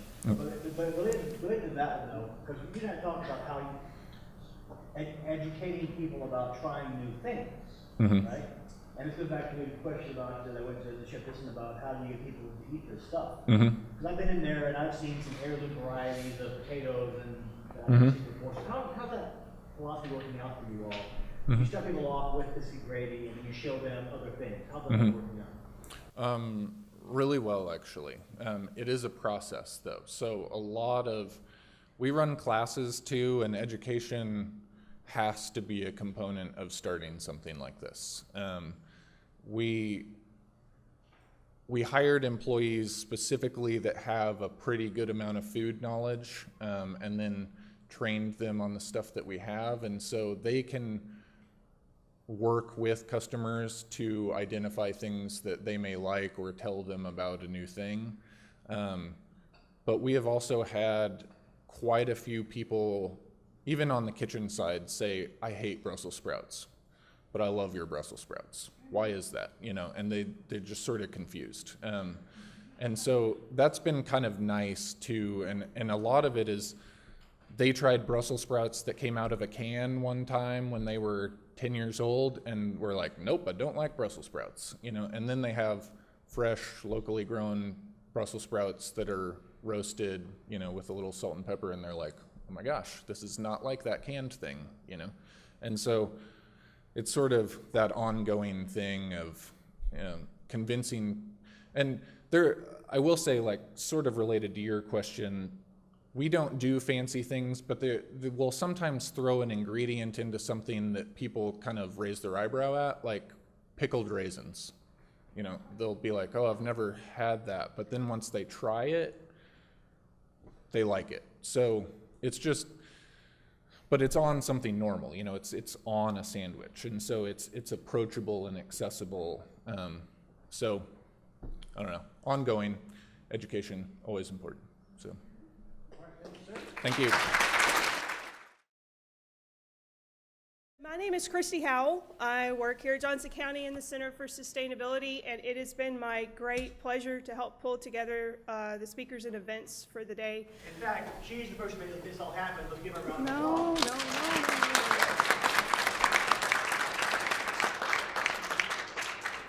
As I said, it's my great pleasure to do so. So I'm really excited to have been able to work with all these great people and make this happen today.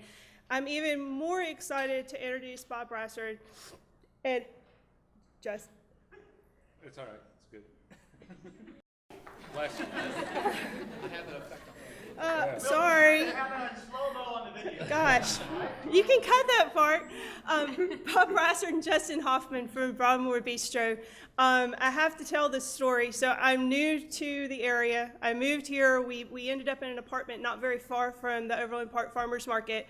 And I was down there one Saturday, and as you well know, it's crazy. There's wall-to-wall people. I'm walking down this long pathway, and I smell pastry. And I look, and I'm like, oh, look, it's like high school students. What's this about? So I'm standing there, and they all know their stuff. I mean, they're great. They're great salespeople. They are well-spoken. They are engaging. They con me into buying like a half dozen pastries that I really didn't need, in addition to the bread that I was there for.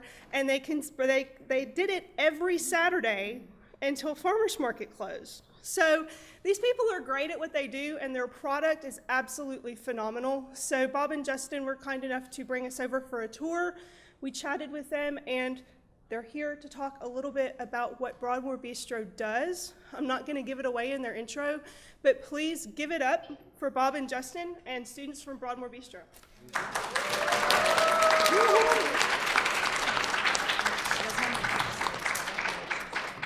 Thanks for having us. Before I let Bob take the mic and run with it, as he does so well, there's a couple of people I want to introduce to my left who have played an integral part in our success over the last couple years. First person to my left is Matt Ziegenhorn. He's the director or coordinator of our marketing efforts at the Bistro and Broadmoor Technical Center. He has done all of our logos, our t-shirts, our branding of everything that we've done. And really without him, he's put us out into the community very well. So I want to thank him for coming out today. He's going to speak just a few minutes on the efforts and what he's done. To his left is Christina Stanley. She is the Overland Park Farmers Market Supervisor, correct? Mm-hmm. Right, okay. She has opened her arms to us as a program and really let us run with our sort of creativity and whatever we kind of felt was necessary at the market, and has been an awesome partner in our educational efforts. Then we have two students that are joining us today. The first one's Haley, and to her left is Sarah. Haley's going to talk a little bit about Skills USA and how that has sort of affected her high school career and how they have been in turn hand in hand with the farm that we run. And Sarah's going to tell a little bit about her journey as well. She's been here from day one with the farm that we run at the school, and kind of give you a little bit of her personal experiences and her story for a few minutes. So without further ado, I'm going to let Bob take the microphone here, and we're going to work through just a couple slides about our program. Oh, you're clicking. Yeah, I'm clicking. Right, okay. Hi. For those of you that are not familiar with who we are, we're the Shawnee Mission School District, 512. We have Blue Valley and Shawnee Mission students that actually have the opportunity to come to Broadmoor Technical Center. At our facility, we've started like about 12 to 13 years ago. We started a restaurant and some student-based learning. We're a certified culinary program. We're certified through the American Culinary Federation, very much like Johnson County Community College as well. So these students that come into our program, we have a certified baking program and a certified culinary arts program. The last 6 years, we have a restaurant that's been open to the public, and that is the Broadmoor Bistro. So I just wanted to give you a little basic info. Oh, did you go back? Yeah, I went back. Okay. So that's where the logo came from. Okay, let's move forward now. All right. Our education, today we're just going to talk a little bit about the educational background as far as why we're looking at an urban farm in a high school. What was the process of getting all this organized? The integration of partnerships to help make it successful. And then our student involvement, you'll hear the real story from the students instead of from us. And then in the end, you know, it's great to have plans and to have dreams and everything, but really, you know, what we really care about is, did the stuff work or not? And so we'll talk a little bit about measurable results in the end of this. So this is the back of Broadmoor. This wouldn't have been possible without a whole bunch of people involved, especially Cultivate KC. Catherine Kelly is not here. I met with Catherine Kelly for 3 years talking about the opportunity. And for most of us that are in education, the wheels move slow. And what we mean by that is that you might have a great idea. You need to stick with that idea, find some resources to help you get momentum, so you're looking at all the different sides of it, and then those things will become a reality.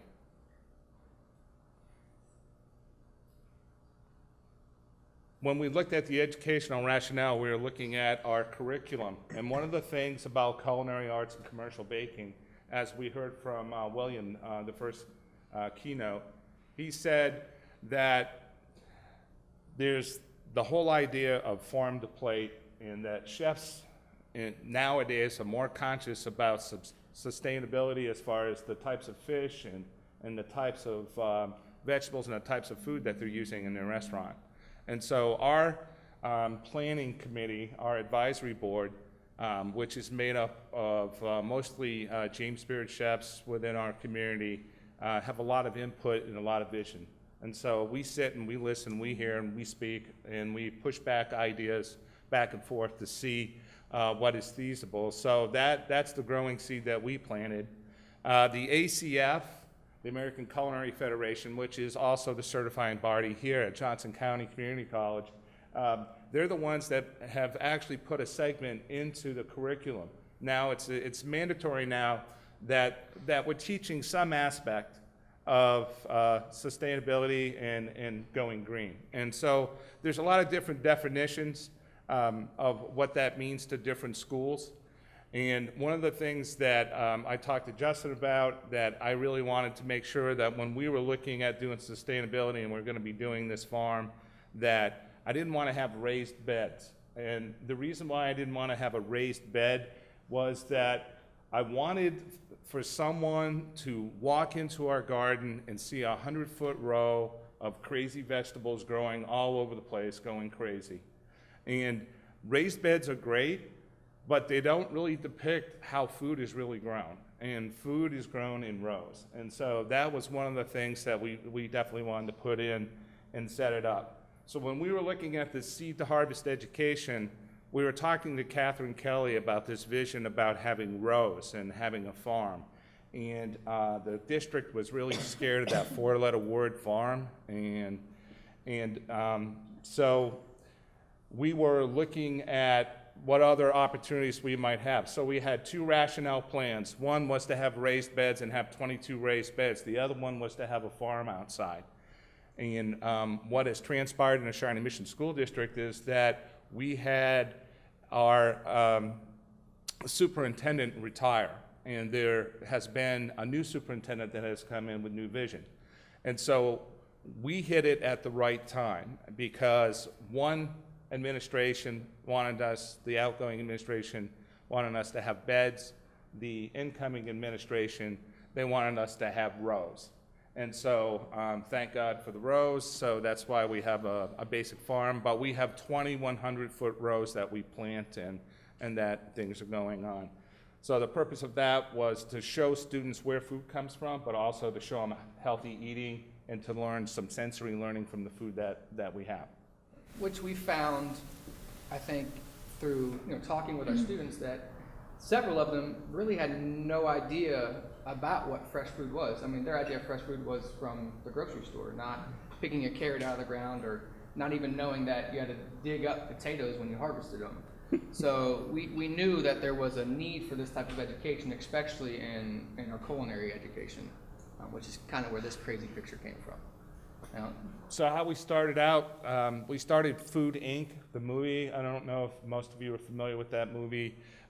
We started that about 3 years ago. And so we really wanted our students, and we started the first day of school so that they could get a grasp or understanding of this is how food is, and you have a choice. So that was the purpose behind the farm. So as we went through this process real quick, we looked at our curriculum, we established our goals, we did the ACF, sustainability. So we had all these things in place, and then we took it to the cabinet for Shawnee Mission. They approved it, and there was only one catch with that, and that was that they were not going to fund it. So, hey, you can go do this. You could, you got a great plan, but we just want to let you know that if you're going to do this, you're going to do this on your own. So, being the type of individuals that we are, basically not taking no for an answer, we called all our partners, our community partners, and we raised about $20,000 over the course of the summer. And we partnered with K-State Olathe Extension, and we tried the Farm to School grant, which had an opportunity of $100,000. We've filled out a few other grants as well, and we actually got a recipient of a $3,500 grant. So as we were moving, we justified to our students about our restaurant opportunity, which is the Broadmoor Bistro. Now they can walk outside, now they can pull something out of the ground, now they can take it in and see the full cycle.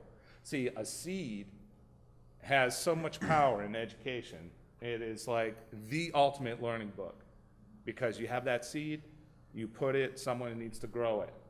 It needs to have the right soil. There's the science. You need to have the right type of water. You get that seed, you need to transplant it. So you're looking at environmental science, you're looking at biology. We've partnered with a couple other schools. They're growing within our school district. They're actually growing our food.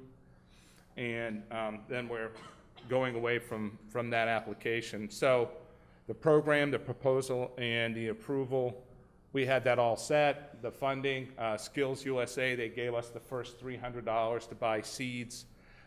We bought all our seeds from a certified organic company. We bought quite a few items from Gibbs Farm, which is a Cultivate KC a partner. And the rest of the seeds we were buying from Johnny's as far as organic. So in our garden presently, everything is certified organic or heirloom. We don't use any type of fertilizer or any kind of pesticide. So when it's in the ground, it grows, that's what it is, that's what we harvest, and that's how it's set up. So we look at all these different things. The most important thing is the teamwork of our students. So when our students come into our program, we have a group or a nucleus of students that were seniors that helped over the summer to continue the growing because school is out in session. We had a number of those juniors, the first-year students that came back as seniors in leadership, and they're in the room today as well. But they could actually physically see the seed that they started, that they put in the ground, is now 5.5 feet tall, and it's growing tomatoes that weigh up to 2.5 pounds. So they start, thinking, wow, that's really cool, until they have to go and pick everything. And one day we picked 570 pounds of tomatoes in one day. Then, after they pick it, they're like, wow, this is really cool, man. Look at all these tomatoes. And it's like, now what are you going to do with them? So the education continues. So some were pickled, fire roasted, some were made in salsa, some were frozen. And that's where the farmers market came in, and talking with Christina about what are we going to do? Can we bring other products in? We're thinking about making mustard, or we're thinking about making tomato jelly. And she's like, oh, wow, that sounds pretty cool. So, we're bringing those items in. One of the most important things for us is that we want to use whatever that we're growing as an educational tool. We're not there to compete with other farmers. I mean, they're there to make their livelihood. We're looking at the application of education and how it will change someone. Which is a good segment to let her speak for a second. Yeah. So we partnered with Broadmoor. They joined us 3 years ago.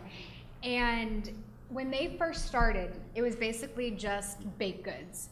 Vendors that are very successful in the market diversify themselves. They find different things to offer the public because they're always looking for something new. So when they started 3 years ago, it was just baked goods. And now, where we ended the season last year, they not only had their baked goods, but in the fall they had hot drinks, they had cider, hot chocolate, they were offering soups, they had all kinds of canned goods. So I think Broadmoor felt very lucky to be a part of the farmers market. Well, I felt very lucky to have Broadmoor join the market, because what they're able to do with all of the students' helps and the fresh produce, it brings so much more to the market. And so now that their product list diversified, we looked at what else can we do? What can we teach the public? Because again, they're not in this for making money, it's about educating the public. A lot of the shoppers we get at the market, you get your diehard foodies. They know what everything is and they know what to do with it. But then you get the shoppers that look at this kohlrabi and are like, that's cool, but what do you do with it? You look at the meat, it's more than just a chicken breast. So we partnered with them this winter to help teach people that you can eat locally throughout the entire year and not just during the summer. So we offered these adult education classes where people were making the food and learning what's in season throughout the winter. And that, I think, was very successful. We sold out all of the classes that were offered, and I think it's something we would like to continue to do in the future. So, and then Matt, if you can just talk briefly on, when we started taking products our first year over to the market, it was really, we had a little whiteboard, we'd write on there, this is the bread we have today, and we've evolved since then. Matt has designed some labeling, we have t-shirts that were made, banners that were made. If you want to talk a little bit about The how helping marketing us of branding. It's a really easy product to sell. This is a tremendous application from this idea of picking to plating. And the kids are really they're the easy part about this, is because of what Broadmoor does and what it provides a community and a network, like the Overland Park Farmers Market. There is a tremendous, and Overland Park, we're here in Overland Park right now. This is a huge movement to understand where your food comes from and how important it is to eat well. So I get the fun job of making it look good on paper as well. It's important to be out there. The students do a great job of talking. I just provide a little flyer to help people remember it. But yeah, it's the educational aspect, I think is the most important part about it, is that we will never stop learning about food and how important it is for us to understand where it comes from and what it takes to produce. And no matter what our students decide to do, whether it's to pursue a further culinary career, college, or whatever it may be, that they will now be able to grow their own food if they have to. Awesome. As I said before, the seed is the multifaceted educator now. I mean, we're just facilitators. I know that sounds really crazy, but as this whole concept of farm to plate grows and the awareness of buy local and grow local, eat local, the seeds and the effort of what's being made is the most important thing. Our students on a daily basis, our Culinary 2 students would actually come in, they'd have to get a game plan. We had one student that wanted to make sweet pickles. We had another one that wanted to do dill pickles. So they're processing, they'll go out and actually get 80 pounds of cucumbers. They need to bring them in, wash them, salt them. And so they're learning the whole process of food preservation. Our philosophy is this, is that students today are totally different than they were 10 or 15 years ago. And so we foster the education around the interest of an individual. So if someone wants to learn how to make pickled cabbage or kimchi or sauerkraut, we look out in the community to find resources of individuals that are experts at that. And then they'll come in, they'll talk, and they'll work with the kids. The end product of the item that they make goes on to the farmer's market or goes into our restaurant, and then we write menus around those items and sell those items. These are some of the partnerships that we have. ACF, Missouri Organics, we put 265 yards of compost in our garden. Now, 265 yards is roughly 5 trailers, 40-foot trailers, and they wheelbarrowed all that dirt into our farm. And they did that for 2.5 weeks, even before they even planted anything. Some of the yields that we had on some items were just crazy good as far as how we set it up. We're like one of 30 farms that will be featured on the Cultivate KC Urban Farm Tour. Again, our focus for that tour is going to be education, where people can go out and pick items and actually bring it to a chef, and the chef is going to tell them how to cook it and what to do with it. So that's going to be the end of June. So if you're around, please come visit us. But our Skills USA, without our student-run organization, and these are students that left a legacy, and it's kind of like the Jack of the Beanstalk. Here's a bag of seeds. Here's $300 that we're going to give you to grow some items. And we grew 9,000 pounds of vegetables in the back of our school last year. And this year we're looking at growing 13,000. You want to let Haley speak a little bit about Yeah. the original donation? Yeah. Okay, so last year, Skills USA helped our school start our own urban farm. With their $300 donation, we were able to start buying our first set of seeds and different plants.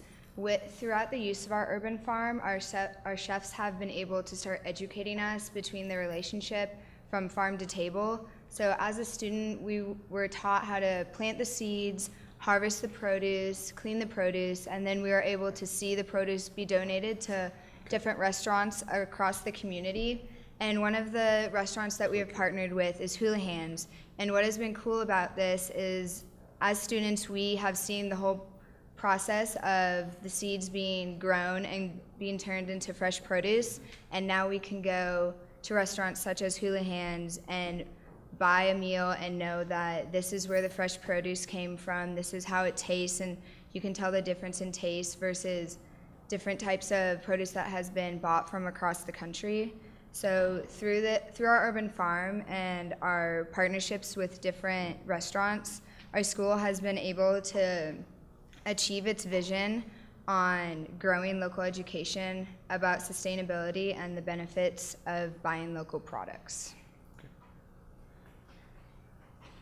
As I said before, students need some type of interest. That's the hook. The hook is actually that we want them to find their own passion, whether it's learning how to make kombucha, and there'll be samples outside in the main lobby.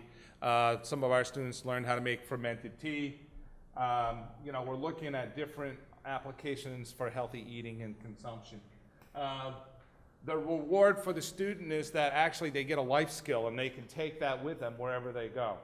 And more so in your generation, when you are going to have children and you're married or you're going to be a grandparent, I tell you right now, water, resources, and food are going to be huge.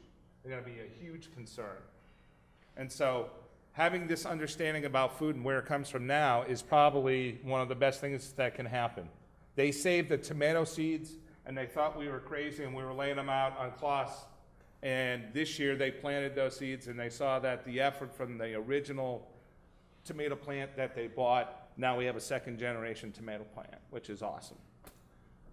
So these are, this is kind of what our garden looks like on the far right as far as the rows and the mounds. You know, if you're looking at doing something like this, Justin and I would love to be a resource for you or for your school or for what's going on. You want to take a lot of pictures. You want to keep a calendar and a log so that you can see what's going on as far as the measurable results. You want to do a farm map, and what that means is that you're going to recycle that row, and you're going to utilize it in growing season and times. The second half of the year, we didn't grow plants. We did a direct seeding, and people thought we were crazy about that. But we did a huge amount of chilies and peppers and a variety of things like that. You want to record weather as well, because that will skew your information.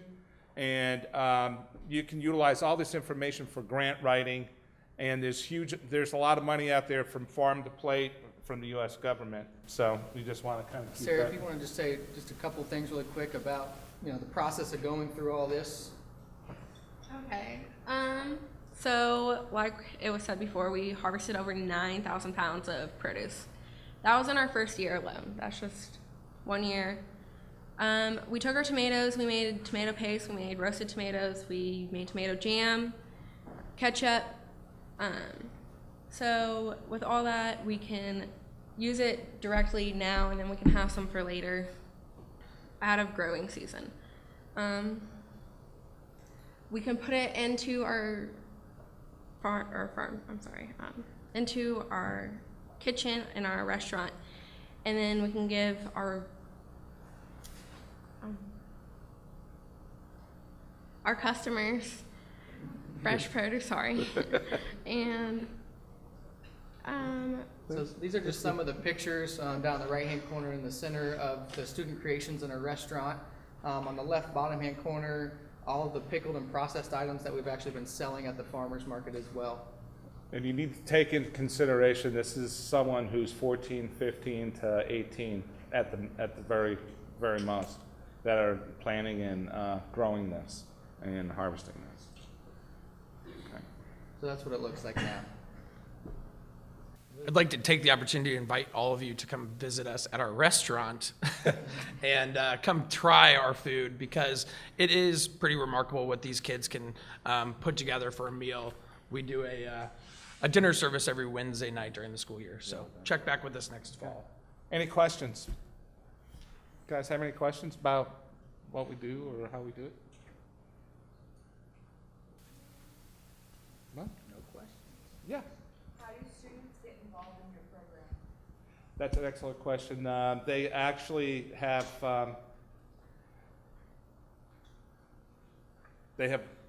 how do you sign up in school?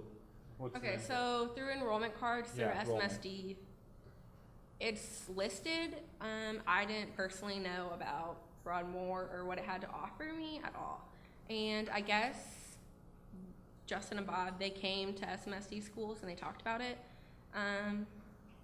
I was not fortunate to be there, but I was fortunate to know that there was this great program to be involved in. So. And they're building a new facility for us. And right now we're growing on a ½ acre, but we'll have 5 acres of land to grow on, and we're looking at doing about 4 acres of fruit, local sustainable fruit, and annuals as well. So, and then we'll have 1 acre that we'll actually be doing farming on. Okay. Yes. You mentioned the science component to your, Right. Yeah. your education. Are you focused on nutrition at all? Do you incorporate that? Well, that's part of the culinary as well. They have information on nutrition. We're willing to partner with any organization or any group, because we really feel that food itself is this huge educating tool, and we really want to have cross-curriculum learning throughout our district or with Blue Valley or other opportunities. What's really nice is Claire Zimmerman, who has the farm here. I mean, if there are a variety of students that she has in her program, and they're looking, for summer internship, I mean, we're actually available to actually help grow and switch out crops for the fall as well. So we partner with everybody that we possibly can partner with. The nice thing about the restaurants is that they're getting a product that's been picked and placed that day. We bring a lot of that to them. Farmers market, we see a lot of the same faces at the market, and we've established what we call industry learning segments. So our students have all these different exposures to entrepreneurial opportunities, whether if someone's passionate about pickles, then they'll know they can go into a pickle business. You were talking about the sundry, looking for different opportunities for different types of foods and things like that. I think those are really key things for students to hear, that if they want to be their own entrepreneur, their own business person, that there's tons of opportunity out there. You just need to be passionate about what you do. We've got time for one more question. Yeah. Why did you decide to go with an in-ground system rather than it grows up as a water system, it just runs the water continuously? Hydroponic, vertical. To be honest with you, in our original plans, when we were looking at different types of growing opportunity, we will be employing some of the vertical growing that was in our beds. But first of all, you have the expense of the bed itself. Okay, and for the expense of all the wood to basically make a bed, you can buy all the compost and the fertilizer that you need to actually grow. The great thing about the ground is that it's real, it's natural, and that's the way that they've done it forever. So I think our big thing was we wanted to demonstrate that you don't need anything special. You don't need to buy anything additional, whether it's a pesticide or herbicide or whatever, to grow food. The most important thing is you just need to let it go and just pay attention to how it's being done. So good soil is very important. Again, I'm going to break the rules and ask the last question, but I'm going to go to this is the panelists. So, in one or two sentences, what's been the value of your working with this program? The value is graduation day. when these students go on and then they come back and they help out on dinner services when we have a guest chef in town from South Carolina. And they go on to culinary school on the East Coast and get a job with James Beard Chef. I mean, that is the transformation of our seeds growing. So. The value for me is a little different. It's going back to educating the public that you can do so much with this, and the next generation is learning so much more than just sitting in a classroom. It's a hands-on experience, and the public is seeing that you can be a baker, you can be a chef, you can be a farmer, and Broadmoor is teaching the next generation that eating locally and utilizing the sustainable resources that are available now is important, not just for today, but for the next generation and so forth. As a student, I think the biggest impact this program has had on me is learning. You don't realize how much more there is to being in the culinary world, that it's more than just making food for people. It's how you get the food, what types of food, what will make certain people happy, and dealing with all of that, and more than just food, like learning about the hospitality world and how there is more to just making the food. There's more preparation than that. There's a lot more to making a restaurant, and I think this program really opens your eyes on that, and you can see like the truth behind it, I guess. I'm gonna go with what Ziggy said. Graduation, education, and opportunity. It's all really important. It all ties together. Without this, I wouldn't know what I was doing. I wouldn't be looking forward to my graduating day to think that I can go and make my own and grow my own, and it's easy. Just a little knowledge goes a long way. Okay. All right, thank you. All right, thanks.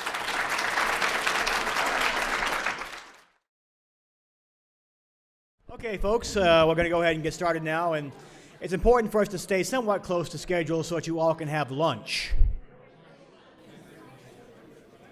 No one cares about lunch? I'm about to say hello. But before that, and of course I don't want to put any pressure on Rick because no one really wants to be the person between the group and lunch, but Rick will entertain you and we'll talk to you about the great work he's doing at Limestone Pizza. How many of you have been to Limestone? Is it not awesome? Okay, all right, good. So those of you who know Lawrence, you probably know of Rick Martin if you don't necessarily know Rick Martin. He was the former chef at the Free State Brewery, and of course has now gone on to open Limestone Pizza. He also taught 2 years at Eudora High School, teaching students about culinary skills and where food comes from. In fact, he was brave enough to bring a group of his students here once upon a time to an earlier version of the Epicenter Conference, 2 years in a row. But what I also think is important about Rick is that he spends a lot of his free time, working with local groups in Lawrence to promote local healthy eating, particularly among folks who might not normally think about doing those things. He works a lot with the food bank Just Food, and so he recently won an award in Lawrence for his work with those groups. And so if we're talking about the issue of affordability of local food and connecting groups that aren't normally connected to healthy eating and local foods, Rick is someone who has the experience in making those connections. And then, of course, on to Limestone Pizza, where I spend far too much of my money. Limestone won Pitch Magazine's New Restaurant of the Year award for 2014, which is no small accomplishment. But beyond all this, Rick is here to talk about what the experience of opening Limestone was like, its philosophy, local sourcing, good healthy eating, zero waste, and a partridge in a pear tree. With that, I give you Rick Martin.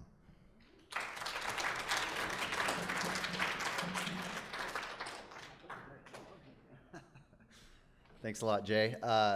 It is a difficult spot to be before lunch, so I'll try to be to the point, and I do have some food photos in here, so sorry about that, but hopefully it'll kind of whet your appetite, get you going a little bit. It's really interesting to hear the presentations today, and it always surprises me how many parallel projects and initiatives are happening, even with people across the country, and to hear some of the other presentations, and we even see it in our little community in Lawrence a lot, where two people on the other side of the block from each other can be working on exactly the same thing, and not even know it, even to the point of measurables when all of a sudden you realize, hey, you were doing that too. Wow, we should have been collaborating on this the whole time.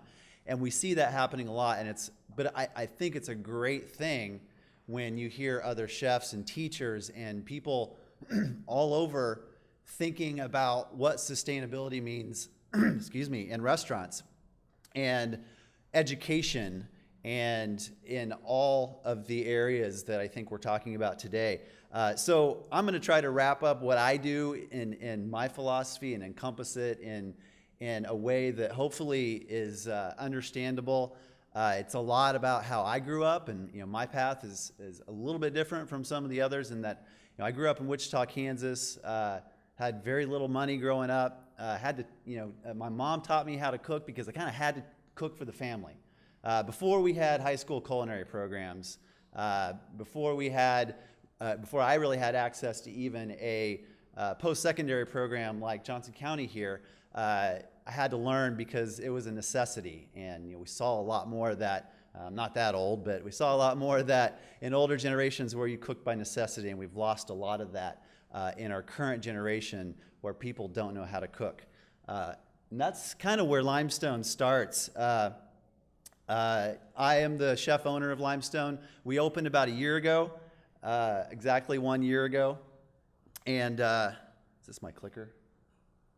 We do Neapolitan style pizza, the original way, the old school way, high temperature, fire on hearth, 900 degrees, 90-second cook time for a pizza. It's very hot. It develops a lot of flavor. For those of you in the room that are working in food, you know about flavor development. It's very important.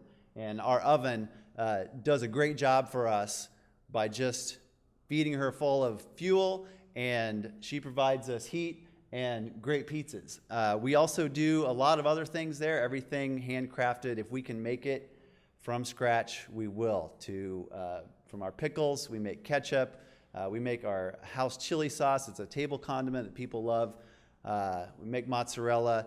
Again, cocktails. If we can make it, we will. That's kind of our main mantra with what we do every day. So when we started, I wanted to build a mission, and this is such an important thing that I really like to teach to students, because you can have a mission with anything that you do, especially when you're doing a business. It's very important. You see a lot of businesses, especially restaurants that open now, and they think, well, I'm going to make some food. I'm really good at it. My friends are going to come. My family's going to come. I bet some other people will come, and they fail. And the restaurant statistics are really skewed by people that didn't really start off on the right foot.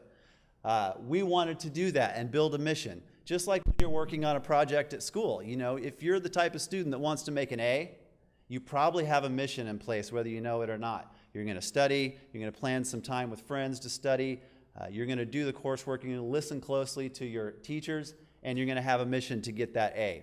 Kind of what we wanted to do. We wanted to be the best, we wanted to get an A.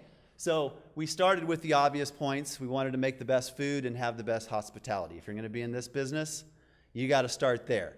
If you don't, then again, you're starting off on the wrong foot. Your customers are the most important thing, and delivering that delicious food to them is what you should be in the business to do. And there's a lot of other great things that you can do. And some of those things that we built in were we wanted to be stewards for our environment. We wanted to be sustainable. We wanted to not only have a great environment within our building and our employee morale and our space, but we also wanted to do really good for our outside environment and do the things that we needed to do to make sure that we fulfilled that mission. Our neighborhood was very important. I've been involved in a lot of community efforts, and I wanted that to be a part of the business. Being an employee of a restaurant was never really allowed the time that I wanted to do the outreach and the education and to put myself in places in the community where I could be a chef and I could do something good, because a lot of times people want the things that I know how to do, they just don't know how to approach me. And I've found a lot of those things that not only I can do, but my staff and my partners can do as well. We wanted to be a place to learn. I was a teacher for 2 years. I instructed a culinary program in Eudora, and it was something that really opened my eyes to process and administration and all those things that you can put in place to do a really good job. See a lot of chefs out there that don't have any process or any organization, and they're kind of a mess. Make really good food, but they're kind of a mess. But teaching really taught me a lot about the process of having a lesson plan. What are those measurables? What do you want to deliver as the end result? And it's kind of fun to do that on a daily basis with a staff and kind of treat them like a classroom. And of course, sustainability, somebody said this recently, that you really don't even have anything with sustainability if you're not financially sustainable. And in the for-profit world, it's a big deal. You gotta be able to pay the bills, and pay your employees, pay yourself. It's kind of why we're doing this. So financial success is kind of hopefully what will tie into this. How do you be sustainable, and how do you do the right thing? How do you be active in the community and still be financially successful, which is what I'd really like to talk about today. So the first thing that we did, that I did, was focus on local food. This has been a big deal to me for a long time. I've been trying to be very active in the local food scene in Lawrence for the last 15 to 20 years. It's changed a lot.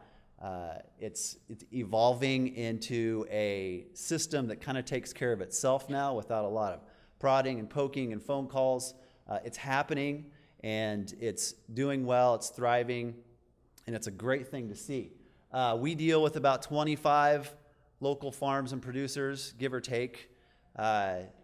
We have great relationships. Some of these farmers I've been working with for over 20 years.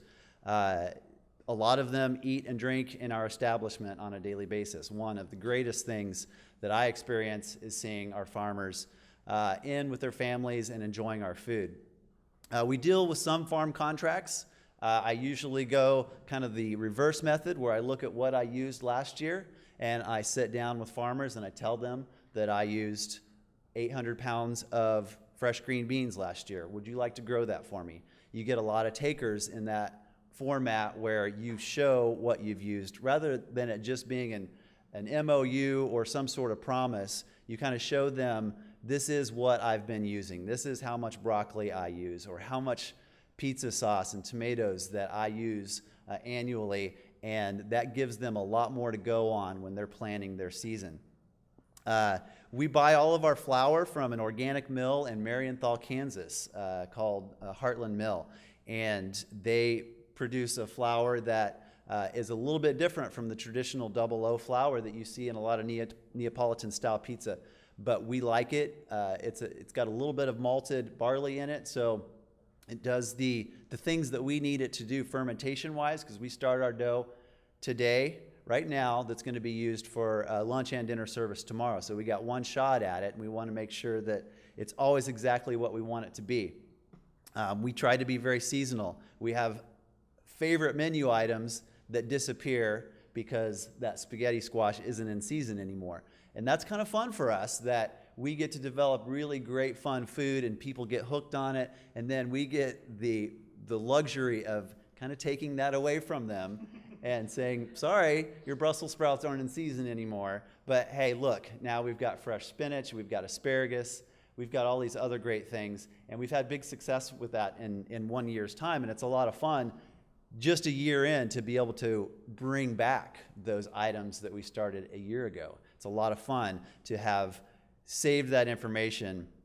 I mentioned Cisco here because Cisco has been really working hard to do a lot with local food. Now, they're at about 1% of their total annual sales now, which for a company like Cisco is a pretty big deal. But they do carry our local food hub and Good Natured Family Farm. That allows us to substitute a lot of local food in a commodity place like milk and cream and butter and cheeses that is locally sourced, and then we can get at a comparable price.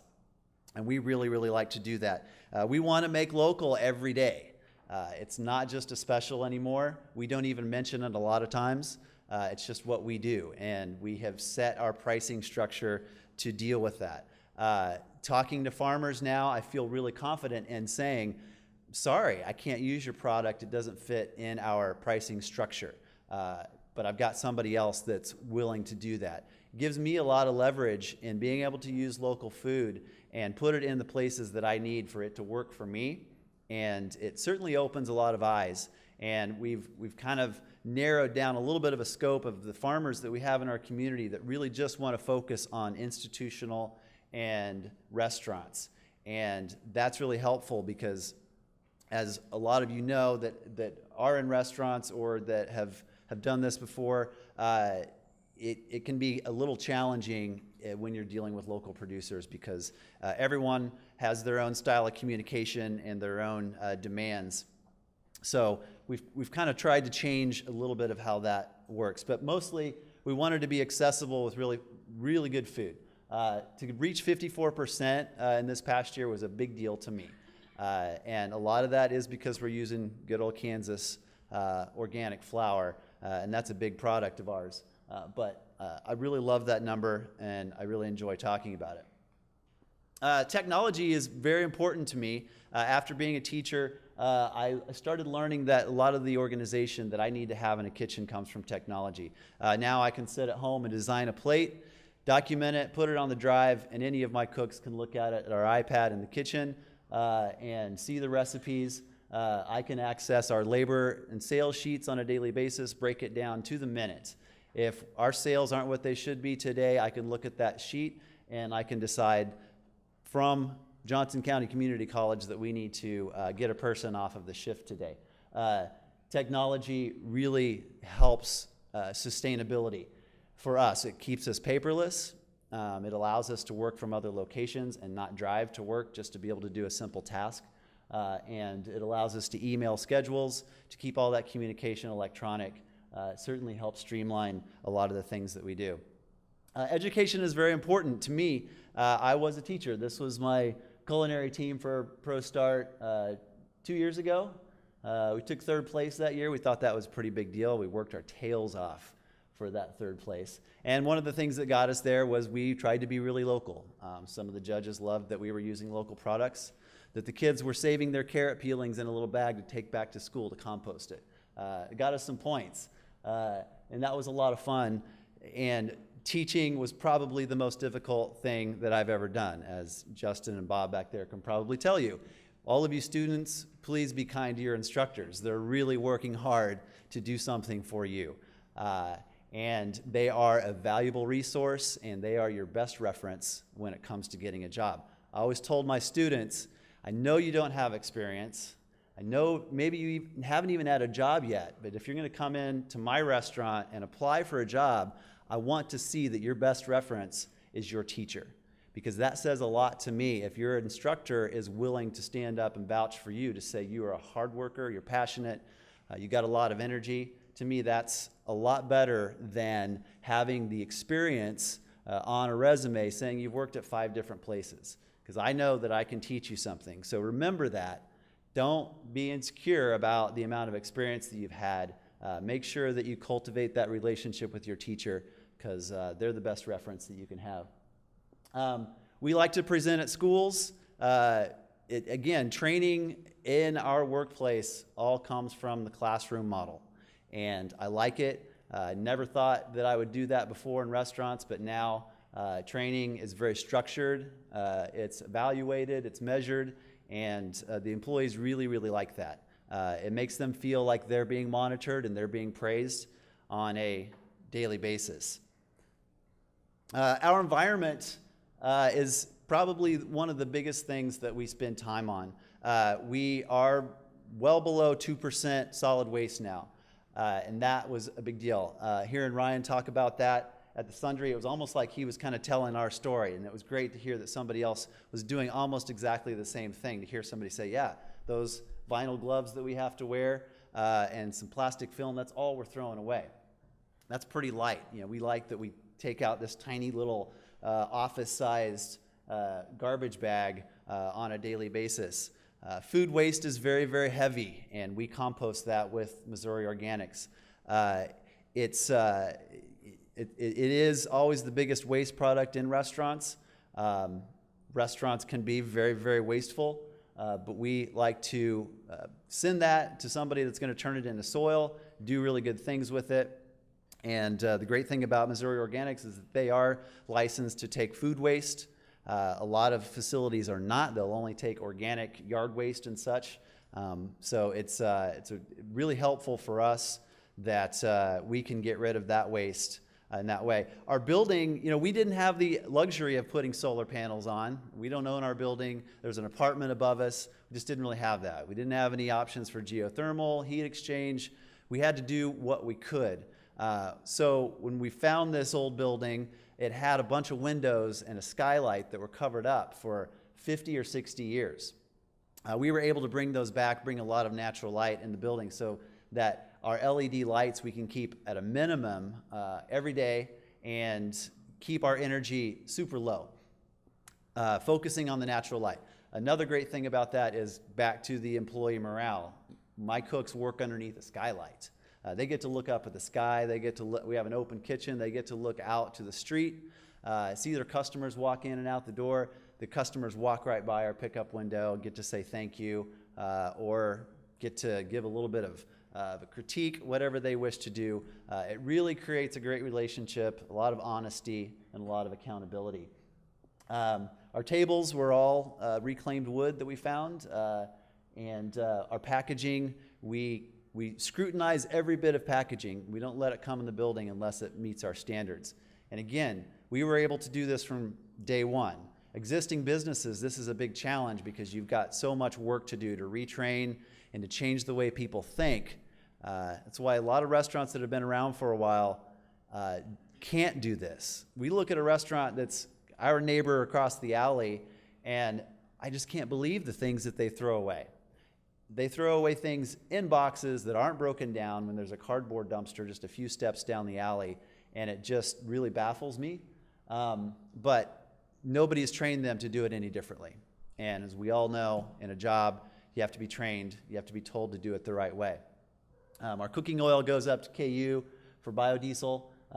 They say their vehicles smell like French fries when they putter around campus, which is pretty cool. So this is Maggie. Our oven is a French white clay interior. We built a locally harvested limestone veneer all around that. We estimate she weighs about 25,000 to 30,000 pounds. She's anchored into the bedrock down through our basement. That oven's going to be there for a really long time. She burns hedge wood. Hedge is a locally sourced wood, and it's renewable. All of our sources for hedge cut the limbs off the trees. They grow back. That's kind of a part of maintaining hedgerows when you're a farmer and you've got land. They like that we want to use that. They don't like that they go through chainsaw blades at the rate that they do because it's a very dense wood, but they do like that we use that. The oven uses about a cord every 2 to 3 weeks, so not much. It's like a stick every 20 or 30 minutes. The heat retention of this oven is amazing. We build a fire all day long, and when that fire is allowed to go out at night at about 950 degrees, we come in the morning, it's only about 100 degrees cooler. It's still at about 700 or 800 degrees when we get there the next morning. That's the heat retention. One small opening into that oven, there's no other opening. There is an exhaust chimney, but it's in the front of the oven, it's not inside of the oven. It's a pretty cool machine. It's old school. And for those of you that know anything about Neapolitan pizza, the pizza was kind of designed as from these bread baking ovens, and they had to wait half the day for it to get up to temperature. But while it was getting up to temperature, they could throw these thin sheets of dough in there with some minimal toppings on it. And that's how pizza, period, was designed. It was a snack in the day while the oven was heating up. We like to encourage our employees to be healthy. We have a little space inside of our employee entrance in the basement. We call it our little parking lot. Ride your bikes to work. Store them here. Know that they're safe. Nobody's going to mess with them. You don't have to lock it up outside in the rain or worry about it. Somebody stealing your seat or your pedals. They're safe and sound in the basement with your stuff. We like to plan activities for our employees, keep them active, and certainly promote that and talk about it on a daily basis. As a part of our mission, we really like to do that. Family first is a big deal to us. I put this photo in here because I have to bring my 3-month-old to work a lot, and I encourage my family or my coworkers and my employees to do the same.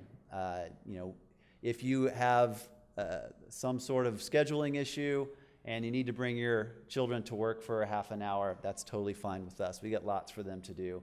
They can watch us make pizza. We really like to promote that, and for our customers as well. We want to be the family-friendly place. We didn't want to do a kids menu because we just felt like our food was designed for kids anyway. When customers come in and say, I love coming to Limestone because my kids eat what I eat when I eat here, that's really special to us. That's what we set out to do, and we really like to hear that. We don't do kids cups. Kids drink out of glasses when they come into Limestone, or out of something that the parents brought for them. And that just, again, allows us to, cut down on our packaging and our waste, and allows us to be a lot more sustainable. So some of the things for community, accessibility is very important to us. We support our food pantry. We deliver a lot of food to our food pantry. I created an organization this past year called the Lawrence Area Farmer Chefs Alliance. That's where we get farmers and chefs in the same room to talk about issues like communication, product, what are we going to plant this year, who wants to sell to me, who wants to buy from you.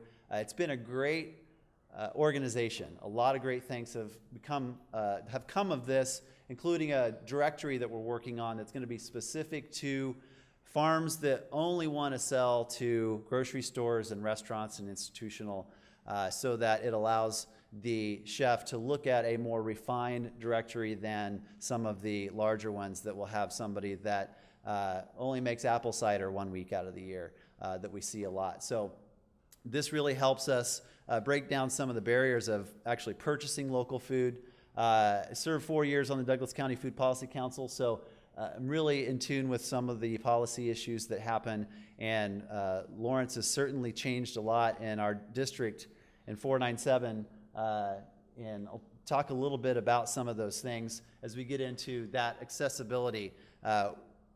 I know that we're not going to be able to get low-income people to fill our restaurant, and I don't know any restaurant that is, but being accessible and affordable, having portions that are sized for anybody, for any wallet or any appetite, at least starts that trend of welcoming anybody in our doors, because getting local nutritious food into everybody's bellies is really important to us. So some of the things that we do in schools as well in our own district at 497, we've done a lot of school food service training. So we go in and we talk to lunch ladies, and they call themselves lunch ladies, so it's not my term. But we train culinary style skills to a group of people that really haven't had to use that for some time. And that's been very important to us, as well as working with the Farm to School program. And Lawrence has really made some strides in this, that now we've got a Farm to School coordinator, paid full-time position, and a wellness coordinator that helps make a lot of these projects very worthwhile. The really important one with the accessibility issue that I wanted to talk about is the Just Cook program. This is a series of classes that I started 2 years ago at the food pantry, where we wanted to teach low-income people how to cook. And I hope everybody understands the term food insecure and what it means. Being someone that grew up food insecure, it was very important to me to try to break the cycle of food and food pantry, the actual components of getting food sustenance from a food pantry, and teaching people how to cook for themselves so they can kind of break that cycle. We wanted to make sure that all these meals could be cooked for under $2 a portion, and compared them each time with convenience foods, the foods that they were probably normally purchasing, at least with our entry surveys. And some of the results that we got out of this, after we did 1,628 students to date through the food pantry program, 80% report self-sufficiency, 67% report that they will make more meals at home 80% report that they eat more fruits and vegetables, and 30% actually reported that they no longer needed food assistance, which was a fantastic result from this, that just simply putting those skills into somebody's hands and giving them a pot and a pan to cook with really, really made a big difference. So in my conclusion, trying to tie all of this together, and again, trying to be a profitable restaurant and trying to be involved in as many different things as we possibly can, I've come to the conclusion that sustainability really improves morale. We've found it, we've seen it in our employees. They've really bought in. They really want to be a part of what we do. So it's not just something that we're teaching. It's not just something that we're putting in the headlines. It's actually a way of life that really improves the attitude, the quality of life for a lot of people in any different place that you can reach out to. Because restaurants can be sustainable. You hear a lot of it here. You don't hear a lot of it everywhere, but it's really, really important. And if you have any questions, I would love to answer them, unless Jay's going to run me off. But thank you all for listening.